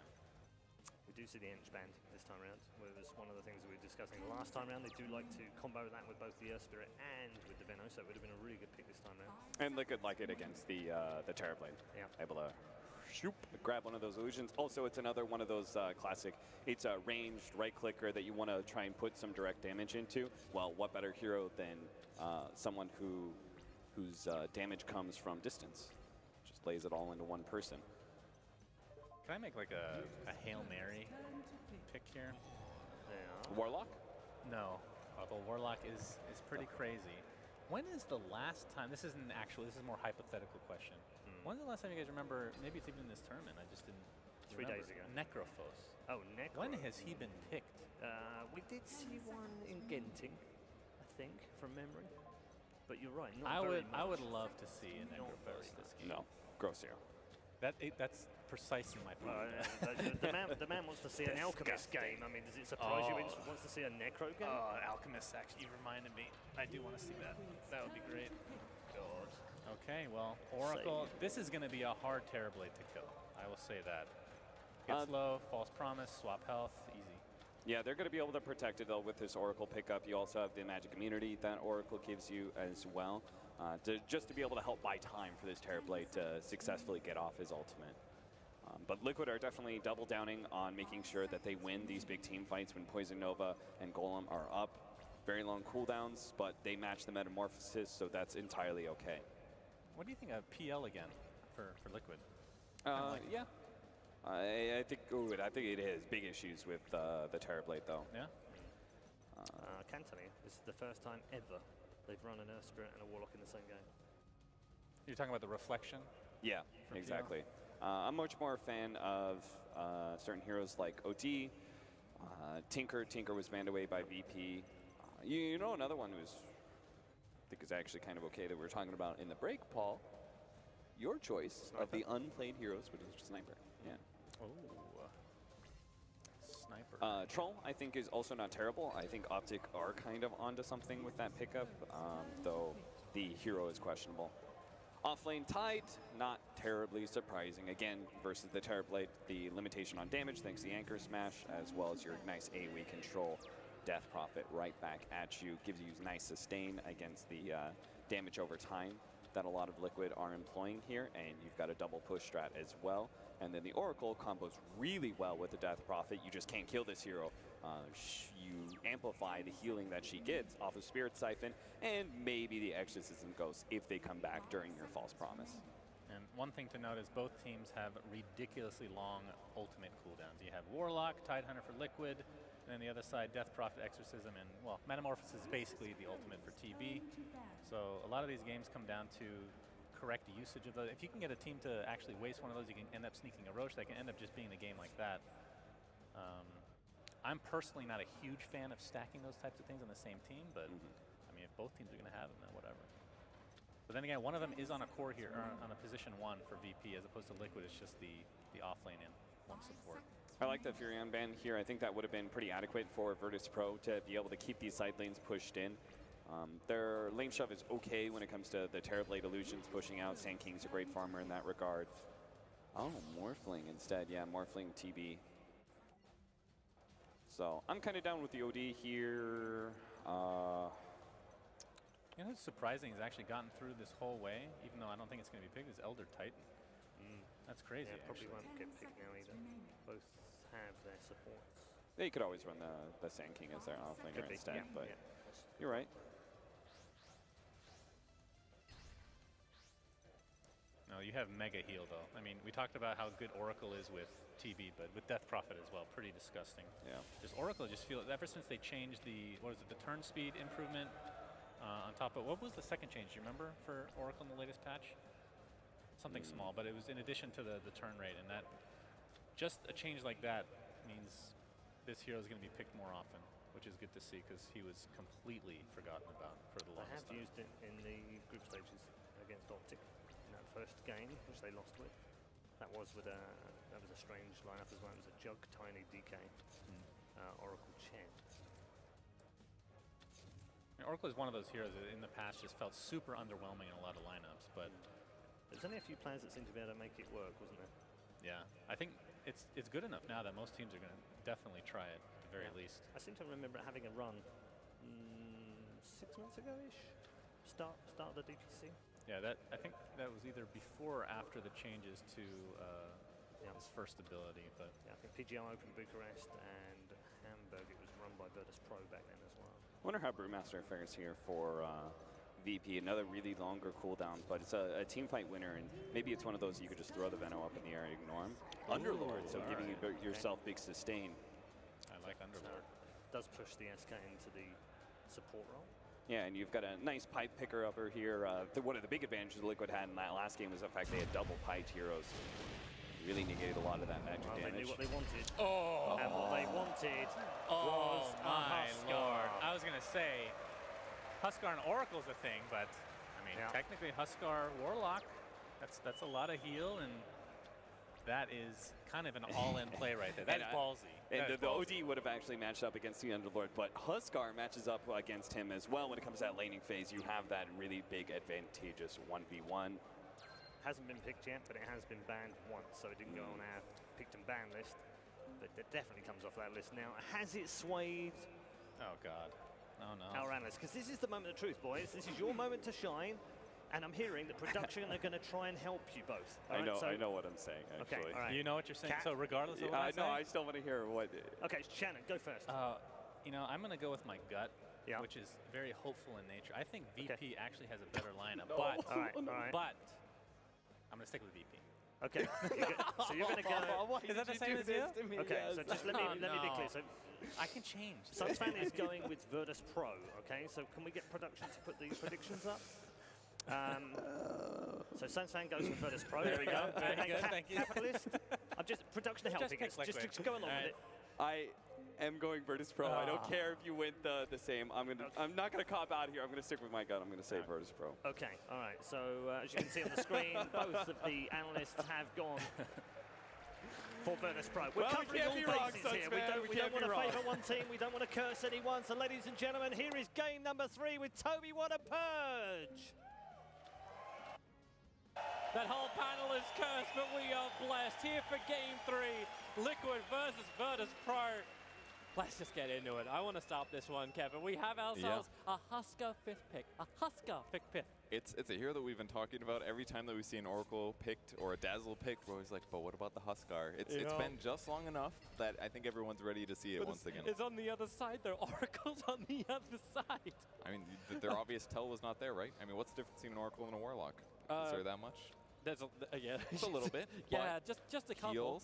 Heals is all that matters, right? And a lot of damage, and a lot of damage that isn't really countered by Underlord. And so I think the Huskar can definitely work well. It's just a hero that can be controlled, and I think against Terrorblade it's also kind of scary because TB does so much physical damage, and that's generally the solution against Huskar. It's kind of funny though too, because I was kind of making a bit of a joke about it. So Terrorblade does a lot of physical damage, but Huskar almost kind of like when he's taking magical, he wants you to almost stun him because his Berserker's Blood's going to kick in at that point. So Miracle normally runs low anyway.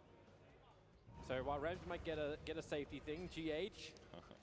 We get ourselves a Thief in the Night. And now he has to dodge for 10 seconds. He's got 4 seconds till TP. That's true. Unless Roger can catch him. Yeah, they're going straight for him.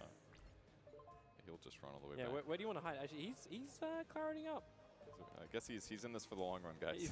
He's here for the courier snipe is what he's here for. It'll take some time. He'll roll back home eventually. It'll be fine. So it's a safe lane Underlord. That's going to be versus a Warlock Huskar. Not surprising at all. Very good dual lane. In some ways a lot better than an Oracle in the laning stage. Just because he'll be able to output a lot more heal towards Huskar. And he's just going to constantly put spears on Underlord and some Shadow Word too. Yep. Keep Patra as low as you possibly can. Then the middle lane becomes one of these contagious lanes too. Matumberman, as we mentioned in game 2, he goes high points up in Poison Sting. There's going to be a lot of harassment into the Death Prophet. I don't even know exactly how Death Prophet's meant to engage, because if you get level 2, which you're about to on Matumberman, GH, wide ball. He misread it. I think no one kind of baited him there. He looked like he was going to run back to safety, then he jukes him, and as soon as you dodge the rolling boulder, you're pretty much fine. I think it is interesting that they went for Oracle on VP side, though. Oh, there's your Gale. GH, this time, rolling boulder in. This time he'll connect on no one. Will body block him. No one's so slow. Matumberman with that sting, Spirit Siphon is making GH walk away. But Siphon's being burned and no one ticking down. Burning a lot of consumables already. Yeah, gets quite a bit of the health left. Extremely slowed, but not very damaged, surprisingly, in that trade.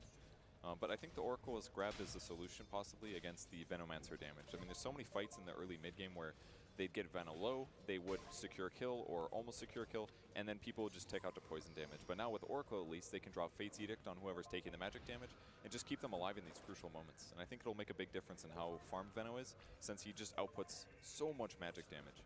Roger's on the run from Kuro. Warlock is currently soloing up a Sand King. We'll have a little bit of extra help come in, which is the courier with items. Miracle is crushing this top lane. In fact, like the CS is just so good from both of these cores. The 9-8 on Ramses and then the 8-8 over on Miracle. And they're really controlling up the lanes hard, so Tide and Underlord are getting almost nothing. Back on the safe lane, Tidehunter's got quite a few mangoes, a lot of regen. Oracle naturally can't do very much. I mean, a fourth of his damage is just blocked right off the bat from Kraken Shell, so he'll be fine in his lane most likely. Well, they're rolling bouldering again onto that mid lane. Gale's already being committed. It is that level 2, and using the illusion of GH, Matumberman gets a little bit longer to attack into no one. Gale and Poison Sting will not kill him. Just drop him low and then the salve once more. That Courier's been working overtime in the mid lane. He gales it. Yep, saw that coming. Walked way too close to the Veno there, and that's going to be able to break the salve. So now Death Prophet's heal is, he loses at least like 200 or 300 HP with that Gale. He's burning so much money on consumables. Solo is burning a lot of life, harassing Mind Control out. Anchor Smash is back off cooldown, but Mind Control isn't having any friends come to help him at all. I mean, Liquid tried to tell us at TI that Veno is OP, but I think they're making the case again here. It's winning matchups. Oh, there's the Gale again. Yeah, rolling boulder in. There should be first blood. No one underneath his own tower. being brought down. Roger would have been there to help, but he was too busy moving up to the top lane to try and help out Pasha, because Miracle and Kuro have been adding so much pressure to this Underlord that VP are just being forced into this 2-1-2 kind of split. Yeah, the Husker pick just kind of ruined everything for VP. They thought that they had banned all of the heroes that win these 1v1 matchups kind of thing, but apparently not. Veno is still extremely strong at trading, and playing against a Huskar is a dangerous situation for a hero like Underlord. Underlord's actually out of consumables now.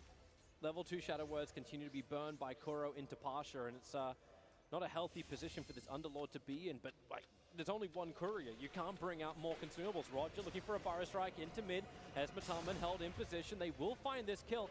TP in from Kuro. That level 2 Shadow Word looking for a target. Cuts through the tree line to put it onto Roger, but with Spirit Siphon from no one. Rolling Boulder. GH will come in for the double kick.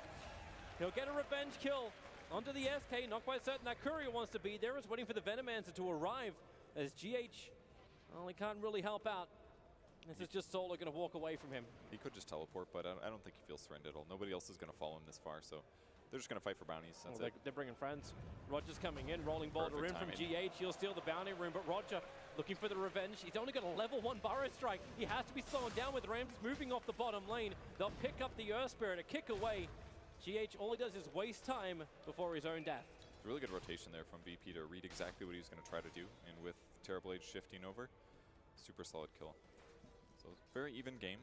More kills for VP's side, kind of reminiscent of the previous match, but in the meantime, Liquid always has that one hero top in last hits. That's a double damage for no one with Spirit Siphon, Shadow Word, Restoration on Kuro, the miss! It's going to be there. Matalman wants to fight, but it won't happen, as he did miss the Gale onto no one. A little different skill build than last game too, kind of interesting. He's changing it up. The 3-2 as opposed to the 2-3. Kind of surprised he's not going the same pathway, but maybe he wants a lower cooldown on Gale. Ability to break the raindrops a little earlier, perhaps. Not sure. Potentially. It would break raindrops at 3 points. Maybe that's why. But Roger's still sitting around looking like he wants to help, but I don't think he feels very confident right now. They've had so much trouble training against the Veno so far. They've rotated their lanes once more. Miracle comes down to bottom lane. Mind Control is going to TP up to the top, so Pasha just cannot catch a break at all. And with Kuro on this top lane, Mind Control, Shadow Words, he'll be able to easily sustain. I mean, on VP's advantage, I think Solo had that great rotation mid gave him so much advantage, actually. He's 1-0 and 4, and he's level 4 at 6 minutes. That's a huge level advantage for the support that normally has to kind of struggle to get some levels. But on top of that, now he gets to start a pull. This is one of the best ways for supports to accelerate until fast level 6, and once he gets that, all these ganks are going to be a lot harder. GH trying to play around with Roger. Or vice versa. GH is back under his shrine. Roger will only want to harass, that's all. GH actually TPing to the top lane. No stun. That was really close, actually. Fraction more, you could have interrupted. Dire don't have any aggressive vision. In fact, just one very defensive ward got planted down. I think they actually saw it too. Kuro has a sentry ward. Good creep positioning here. On the VP side, they're looking to dive on Veno again. No boots for him, so if they do catch him, he could be out of trouble. Or in a lot of trouble, that is. It's when Matumba's really wanting that level 6. Just having that 1 point up in Plague Ward, he doesn't need to have the Nova. It's not as required for him, but he's got GH to help him out. So gank all you want, Roger. During nighttime, he cannot see the ES sitting behind the tower. He does grab the Nova. Just wants as much damage as he can get right now. That's a good way to do it. Trying to pressure the VP safe lane, though. Mind Control can kind of do whatever he wants with the backup power of Shadow Word, but Kuro himself takes the damage. He hurts a lot more. And Miracle kind of playing this ready-to-dive Huskar right now. He's got 4 points in Burning Spears. He's got Armlet ready as well. So if he can get on top of Pasha, it's a decent chance of getting the kill, but we'll just see a TP most likely. I love the no boots. Yeah. Like I have life break to give distance, right? That's true. It's a mini Blink Dagger, right? And it's still 3-4 of movement speed versus the 295, and he may want it as he has to outrun Roger. TP support is coming in right now. It's Kuro. Miracle will need to put that Shadow Word on top of him, and the Fatal Bonds. Potential turn to fight. Huskar, caught inside the pit. How much can you toggle? Not enough through this. Not when no one brings in such huge physical damage, but a Gale and Nova. VP, they get coated, but really, they're still surviving. The Fatal Bonds is making this very difficult to live, as all 3 of them Pasha, Roger, and no one having their fates connected. Oh, It'll so wear off dirty. now, so they're going to survive. But if that Husker was a little bit stronger. Man, Fatal Bonds in Veno. That's pretty terrifying in the mid game. Kuro was holding his skill points, but that was the right time to pick that up. Doesn't get any kills, but it kind of just shows the story of what's to come in these next couple fights. Yep. If they land big Veno ultis, Gales, and right clicks, and they Fatal Bonds them all together, everyone's dying on VP's side. But Oracle can save one. Who will he choose? More than likely Ramses, unless Ramses can save himself. But no one brings that huge physical damage, and this is when the Huskar pickup doesn't look as great. Laning phase, sure, but that physical DPS of Virtus Pro is still very, very strong. Like, how much are you willing to sacrifice in order to get a great team fight off? Kuro needs his level 6 to get that to happen. You talked about Oracle being a full level now in front of him. The Warlock Rock and the Tidehunter Ravage is normally the biggest deterrent to stop Virtus Pro from fighting. I think it'll be okay even if Warlock is delayed on 6, but VP's rotations here are set up to beat Mind Control. They gotta save the stun though, or he can TP. Is this the same thing again? Like Mind Control into the trees? This one's gonna be harder. If he can juke and TP. Kraken Shell, sure. You just break free of everything you want to. There's so many heroes, like just 3 heroes chasing him into the tree lines. Roger does use the Burrow Strike, gets the kill. Really wise play there, perfect. If they stun too early, he gets out. No way for them to stop him. I mean, that's their only stun. I think it's just Sand King. Except for the potential Yules. You know, no one dodges a Gale in the mid lane here. Making Matumba Man look stupid. Miracle's forcing out the bottom tower. TP support's coming in the form of the Oracle. Shadow Word's on Miracle, so he's getting a little bit more life. The Firestorm actually burning a lot, even though he's only got 2 points up in the Fortune's Berserker's Blood. Is actually huge this game. He just dispelled the Shadow Word from Warlock, and it's also going to work against the later Inner Vitality that Huskar is going to want to rely on, so could see some big impact from Warlock here. GH, not only does he steal the Bounty Room from Pasha, he steals the Arcane from No One. No One looking to do something about it, but GH once again TP's out and goes to the top lane. He'll try and after Mind Control finishes this wave, and then everything's fine anyways. Yep. But his movement does get scouted out, so Virtus Pro, they were deep water before Miracle on the top lane. Yeah, Solo. Well, he could actually heal himself up and survive. Miracle has to toggle from the tower. Gonna be just fine with these 2 heals. Fine. Relax, everybody. Definitely hard to kill Oracle, but burning his ultimate at this stage is really beneficial. Not that VP necessarily has somebody they want to put it on. Obviously, it's wonderful with Death Prophet as a combo, but Miracle definitely wants to kill the tower, but not enough physical damage for now. It's a little hard for him to force these tower pushes, and as long as VP keeps defending them by killing the creep wave, then a delayed tower will be more time that Terrorblade can get online and finally become competitive with a Huskar. Drums just arrived on Ramses. He'll need an extra helping hand if he wants to do something about Mind Control. Without Metamorphosis going into Anchor Smash, probably not the greatest thing either. Roger, don't get your courier killed. Actually took damage because the creeps were aggroed. They were angry, but they didn't know what to attack because Roger was hiding. Scan goes down by the dire side. They're spotting Miracle trying to wrap around. That was kind of how VP lost a lot of tempo last game when Liquid ended up rotating and diving under the tier 1. So yeah, what they don't know about it is GH, however. The Gale's going to connect. No one wants to try and fight this one with the Spirit Cypher. He's got a lot of sustain. GH has to rolling boulder away. Exorcism burned by No One. Oh, sick. And they will not be able to force down the tower at all. It looked like a potential kill, but as soon as he pops ulti, Liquid knows to escape. They didn't overburn anything skill-wise, and they get a big advantage from this. That was huge plays, actually, from Liquid to disengage there.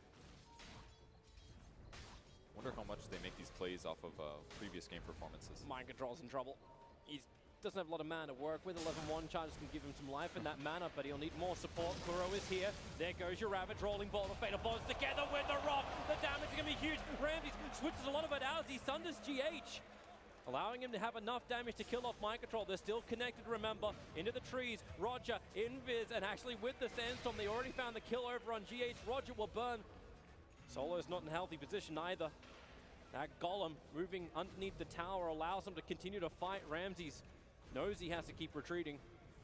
Miracle wants to keep fighting, but they'll hit the tower at least. I mean, Golem gives them a little bit of overwhelm power here. Is he going to life break Ramses?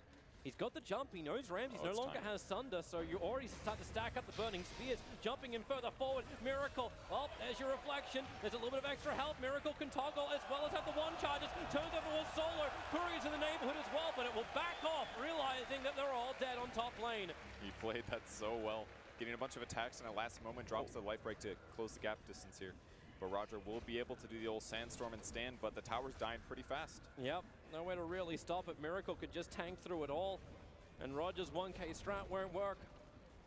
Miracle's getting a lot stronger, moving into a Heaven's Halberd. You want to talk about a way to stop that physical damage to the Terrorblade, find the real one and disarm. He's going a slightly different Huskar build.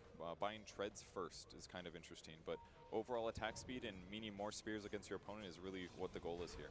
Because the more spears he drops on the Terrorblade, the better chance he can actually kill him in these clutch fights. Well, someone's got to bring some dust into this fight. He's going to steal all of his last hits and now walk away. Kind of an interesting game. The Dobermans kept the pressure up on mid lane while all this has been going on. Really just focusing on finishing up that Veil of Discord, amplifying all this damage, which they want to start stacking up. Stack this up once you have Rock down, once you have Fatal Bonds available, Rolling Boulder, GH. Oh, he'll complete the TP. Then you can turn your attention towards middle lane. Miracle is ready to come from behind. Not really the hero they wanted to kill, so they don't commit anything to it just yet. And the creep wave is killed, though. So now it's going to be up to VP to try to slow down the push. They had no Ravage, but they saw Pasha. That Plague Ward just able to connect onto him, and Pasha. God. It was about to put the pit down, but... Doesn't matter. Yep. It's just so much damage right here. This is Huskar's prime territory. As long as he's backed up by his allies, as long as he doesn't get killed solo, Miracle's going to snowball this into a huge advantage. With Armlet on, he has 2.2k. Like pretty good. That's so much to get through. He hits really hard, attacks fast. Evasion's coming up, and one last hit, and there he's got it. And they're moving into Roshan. This is something which Team Liquid must have. This is the enabler for the Huskar. Another thing that's very simple for him to kill, Medallion as well, and that's going to be a pretty quick dead Roche. And with the Halberd finished, another solution against Terrorblade. It's going to be a long time till he gets magic immunity. Yep. Virtus Pro smoked up. They won't be able to do anything really about this. They are way too late to join the fight. So Huskar just TPs down a bottom lane. No one reveals himself for a moment. Huskar actually moving up inside the fog of war. No one is not aware that Miracle is there, but has the movement speed with phase boots, can easily outrun that Huskar. There's no threat either way. Even if he gets the life break off, Yule's the Huskar starter TP and you get out. Yep. Would have required Kuro to drop the ultimate to stop him. But he was taking time to get there too. He might be able to even Yule's before he connects with the life break and then get out of there. But GH is constantly going to the off lanes, trying to slow down these pushes. It's definitely safer for him than any of their cores. Less value lost if he dies, so they're going to glyph, slow this down a little bit. There's your blink. Caught, Roger finding that perfect time to reveal it. The kick is good from GH. No! Rolling Boulder, TP at the star. The damage. Purifying flames from Solar. Stops a beautiful play, but still it's Virtus Pro. A tier 1 for tier 1 tower trade-off will now happen. And he's already alive again. It doesn't have a TP though, but Liquid does get the tier 1, now pressuring tier 2. And this is very reminiscent of the previous game. Can VP catch up? Or Terrorblade's got a great KDA, 3-1 and 12. His net worth is solid, but it's not over here the Huskar solid. Do they just go up? Like you're 16 minutes in, you have Ravage, you have Rock, you have Nova, you have kind of everything you want, even a double damage on Matumba. Yeah, they're going in. Look at Miracle. He wants a kill. He walks past the tower, body blocking out Virtus Pro. He doesn't even want them close to him. No. And the fast Solar Crest on Tidehunter as well, making it so hard to kill Miracle. They're going to pit him up. Have they got the extra help? Roger, Fire strikes forward. The stun won't connect. The Rock as well as Fatal Bonds. VP, they're connected once more. The Aegis Immortal has done its work. Miracle back to the Lord of the Living, looking for a good target, but they don't really have one. They want more distance. Miracle rooted up, forced in. He goes after Ramsey, dropping him down low. The Ravage, finally from Mind Control comes out. Same with the Nova. All of VP are coated up, but no one from Liquid is really left alive to do anything about it. No one will have a double kill. Matumba, he just needs to get out of this one. Roger's so low, he should actually die. No, he won't. It's Poison Nova and Poison Sting. He's going to tick right now, 7 HP, and he survives through it. Virtus Pro lose nobody. Amazing defense from them. I mean, it looked so good for Liquid going high ground there with the evasion, but they lowered Miracle's HP. He was maybe a bit too deep with his diving, And I think the crucial play was the silence from no one to delay the Ravage. Ravage felt late, and it was, but it was all about delaying Mind Control's ability to save the Huskar. And by delaying that, it allowed them to win the fight. Yeah, they really needed that sooner. Needed that Blink Dagger to really be on the Tidehunter. He went for a full Solar Crest before getting the Blink. And it's a cool, really cool build if that push works out. And it was very close to working out. Once that tower falls, maybe they can get a solo kill somewhere. They knew Exorcism was on cooldown for a bit because previously no one had used it on the bot lane. So that was a great timing for Liquid to try to hit. But now they're going to have to pay the sins of buying these early pushing items with the Solar Crest on Tide. No one sitting here in the mid lane. GH has an Invis rune. They should know that no one is basically by himself until he walks underneath the one sentry ward that just timed out. And it had only 2 seconds left on it, and GH walked over the top of it in the last 2 seconds. But they're coming again. That bottom tier 3 tower is so low. You don't have the Aegis Immortal this time around. And very wisely, Roger again setting himself into position to cut the creep wave. They just want to delay this as long as possible, or at the least, if it goes slow, it's going to allow VP the ability to take the enemy tier 1 if this gets delayed. And right now there's only 4 heroes. Veno wants to shift over, he drops some wards, they're level 3, so they should be able to deal with some of the creep wave. And they're going for the high ground again. Yeah, they're doing this jump, no Ravage available, the root is on the Huskar, trying to break him free. Again, this Fortune's End. It's so good, this game. It keeps turning off the Shadow Word, it keeps turning off even like that's why they're not trying to stack it anymore on Miracle with the Inner Vitality and Shadow Word. And the Solar Crest. The Solar Crest active, all of these little buffs that are going on in Huskar, it's actually making his life really hard. I'm sure that's one of the reasons he's died so fast in the last couple engagements. If you remove that heal, he's just a hero with an armlet, and that's a regular hero. He doesn't have lifesteal, so he's kind of all in on those regen things, and Liquid's going to be forced to play a slower game as a result of solo playing like this. VP just came out to D-Ward. The Liquid know where the vision advantage is.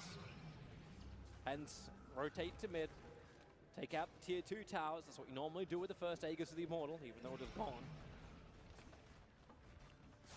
But restricting VP into their base, that's all they can do for now. Ramses continues to get big as well, looking to get into the BKBs till he's ready to fight. In fact, now he has that exactly.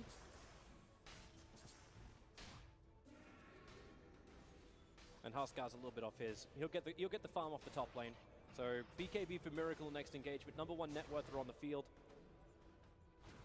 Still got a great combination out from Liquid, but that high ground defense from VP looks so stable. Now their core can stand under the cover of a Magic Immune. Yeah, and once both of them are at that position, Death Prophet now turns from somebody that's a vulnerability to somebody that can be absolutely a big damage dealer. She goes for max Health Spirit Siphon, very good against Huskar, very good against Tidehunter. Until it gets dispelled at least, and she can just pop BKB and run in there and deal damage. There is still a decent amount of physical damage coming out of Liquid, especially from the Huskar, and once he finishes AC, it's even more so, but I think he'll be able to jump into this team fight and get a lot more done. I mean, maybe another big worry is still going to be Fatal Bonds, but BKBs are going to stop the magic damage dealt to at least 2 of their cores, which means that once it actually trickles over, it won't spread quite as heavily. Yep. So this is a good place for VP to be. They've got a gold advantage. Oh, there's your root already on the Miracle. Pyro Strike as well. He can't actually toggle out of this. GH has to rolling boulder himself away. Fortune's End will connect. The rest of Liquid won out. Warlock won't be so lucky. The TP cancelled on Kuro. Accepts his fate, and 2 heroes from Liquid without buyback. All they try to do was take that tier 2 tower on top. And again, they end up losing. Just a little overconfidence from Liquid, feeling like they're riding the Huskar train, and they are, but this is like a typical KDA for a Huskar that's on the way to losing. 4-3-0. He's gotten some kills, but in these crucial moments where the team needs to group around him and do these pushes, they were a little outmaneuvered, and they didn't anticipate him dying so fast. Just that vision advantage seems to be taken away from Liquid every time too. Like the 2 observables they planted on bottom, they got taken out by Virtus Pro in the same position as well. So how does Liquid continue to set up for these fights? You push the tier 2 tower, but the aggressive warding you never got down. That's what's on Kuro. He's got 2 obs and 2 sentries currently in the inventory, but he has nowhere to plant it. That's part of the hard part, is that he has to sit behind Huskar to help make sure that he doesn't go down. But they can't necessarily just be confident around the heals and the Inner Vitality. Like, all it took was 1 stun there. Miracle's HP was very low, so maybe stay above 40% HP or whatever it was, but it's a tough position to be in. And to try to prevent VP from being able to walk around and D-ward and gank all they want, it would require Liquid on the other side of the map to actually make those kills themselves. but they don't really have the best heroes for it. It's basically Earth Spirit, or they'd have to commit Tidehunter to a Ravage, or Venomancer would have to Chain Burst, and that's not really how their team fights together. That's not really how their lineup works. So it's kind of a bit of a back foot position here because Liquid did lose that high ground push. Yep. We'll have to find a way around it. This will probably be a pretty damn good way. They got a Blink Dagger on GH, a Blink Dagger on Mind Control, and Kuro currently holding the smoke ready for a fight, but they don't want to have a big one just yet. Roshan may respawn in 1 second time, so we'll see just how quick it is. The Plague Ward will be in there for another 30 seconds, and Roshan will respawn in 2 minutes. So Liquid will have to wait to get the big man to have that Aegis and Cheese available for the next fights.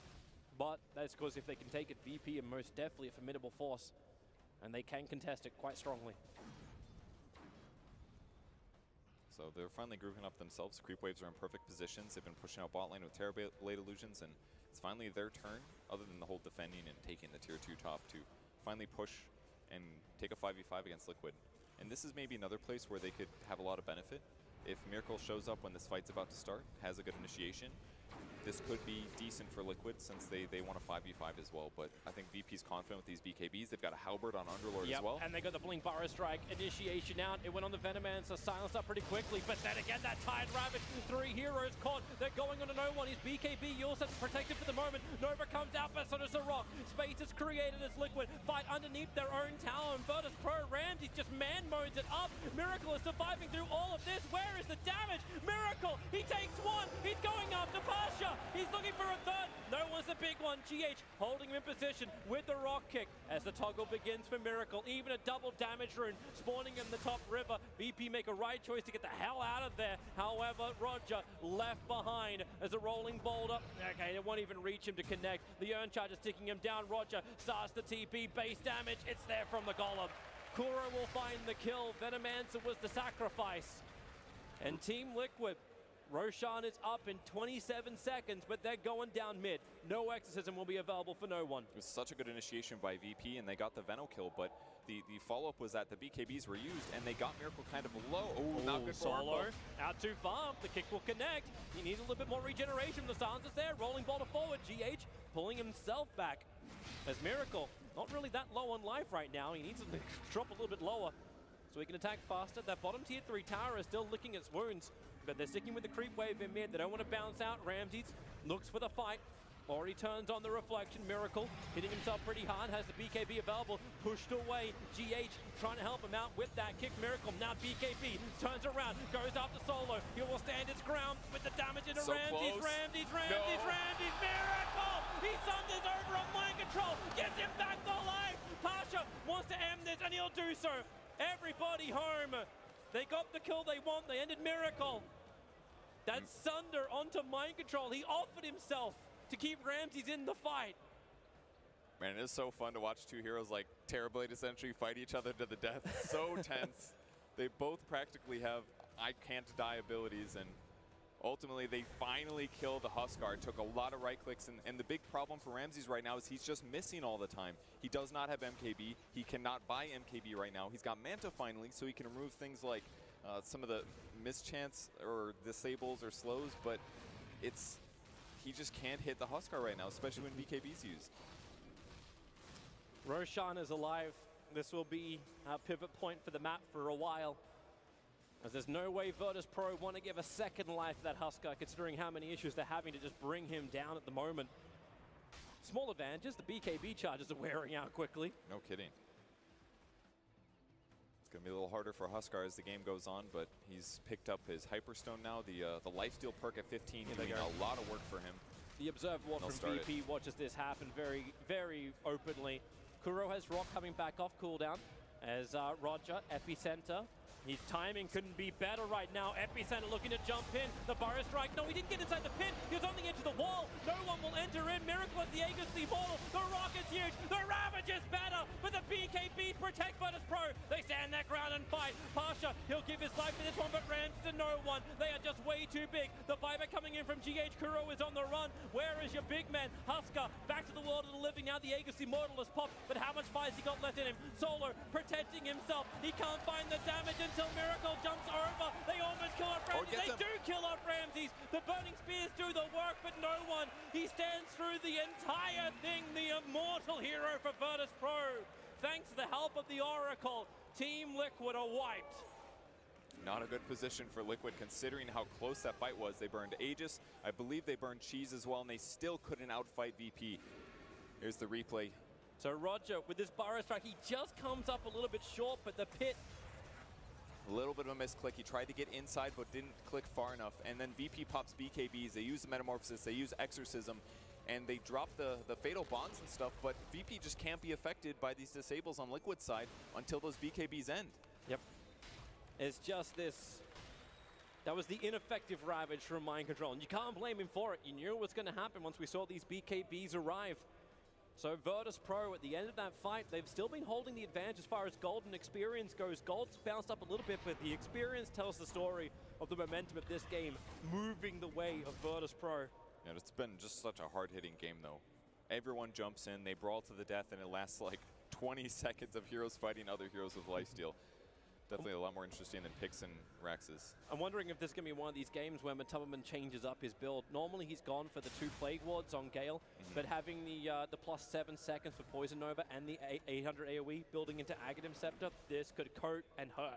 I actually really agree with you here, because 7 more seconds means 7 more seconds that they have to last past BKB is used. So if he does go Ags and he's got it queued up, this thing's going to last for 23 whole seconds in a team fight. Maybe more with Ags. I think it goes, no, it doesn't go up duration anymore.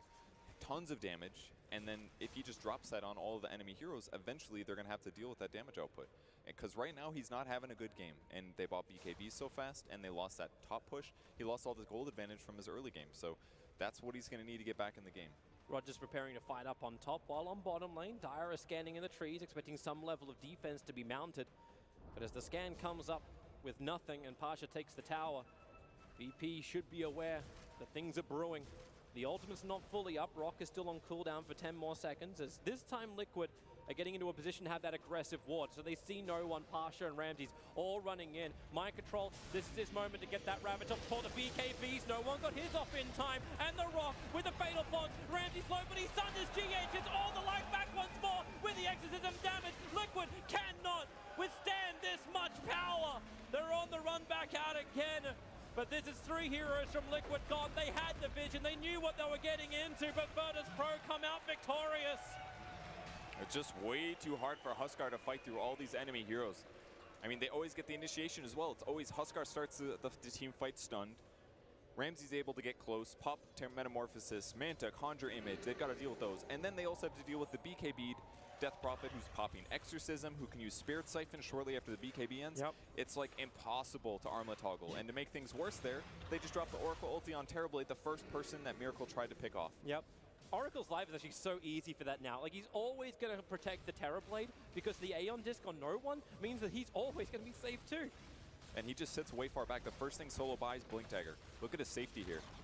And he got a cast range perk at 15. He can stand so far away from his allies. As long as he doesn't get spotted and initiated on, he's going to be able to save at least one person. And Huskar's just falling off the hill right now.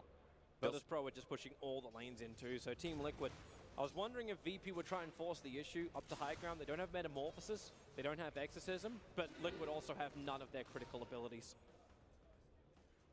But they back up instead. Keep the farm going, increase the advantage. It's hard now though. Like, farm is a much more difficult thing for them to attain. They just can't solo gank, they can't create pressure unless they commit a lot of big ultimates. And if you're in that kind of a situation, how are you supposed to create space for your team to feel like you don't have to sit as 5 heroes to farm? Because VP has that big advantage right now. It's like the Sand King advantage, essentially. Yep. I really don't know what the answer is for Team Liquid. Virtus Pro, however, they know what they have to do. Lane pressure, keep it up, and do not lose any of their big heroes who have been getting more and more combinations. Interesting save mechanism now for Kuro. He's managed to pick up that Lotus Orb. Makes it a lot more difficult for Terrorblade to just sunder any target he wants to. So I'm interested to see what Liquid actually give him as options. Like, well, you can potentially sunder Mind Control when he jumps in, or it breaks free of the silence. Is that what you're thinking? It's really good against Sunder, but I think he's probably buying this because of the silence from Death Prophet. Because as these fights start on VP's terms, no one gets to approach, pops BKB, he drops a silence on a couple big heroes. And again, all the Warlock and the Earth Spirit and the Veno, they need to stand pretty close to the Huskar. And if you catch 2 or 3 heroes with a silence and it delays their reaction by 6 seconds, fight's over instantly. So between Lotus Orb and the potential Greaves on Tide that are coming up in a second, it's going to allow Liquid to much better time their team fight starts. But it's so hard as well because you want Huskar to be the one hitting buildings. Liquid wants to set a tempo by pushing with 5 while they hit towers. That's always going to give the initiation advantage on the defender, which is pretty much always going to be VP here. Here comes Virtus Pro, the aggressor towards the tier 3 tower. The Assault Cuirass was just finished over on Miracle, so he'll have a little bit more survivability for all of his team under that heavy physical DPS of No One's Exorcism. But VP, they just bounce around the different lanes. No one, okay, Exorcism burned. He gets silenced up. Tubman just trying to cause some problems. The kick flies forward. Ramsey's also burning Metamorphosis. They want to have this fight. The 2 BKB heroes at the front lines. The saving grace is at the back. Solo and Roger. There's no way Liquid can really close the distance in on them. The kick flies through to connect on Solo.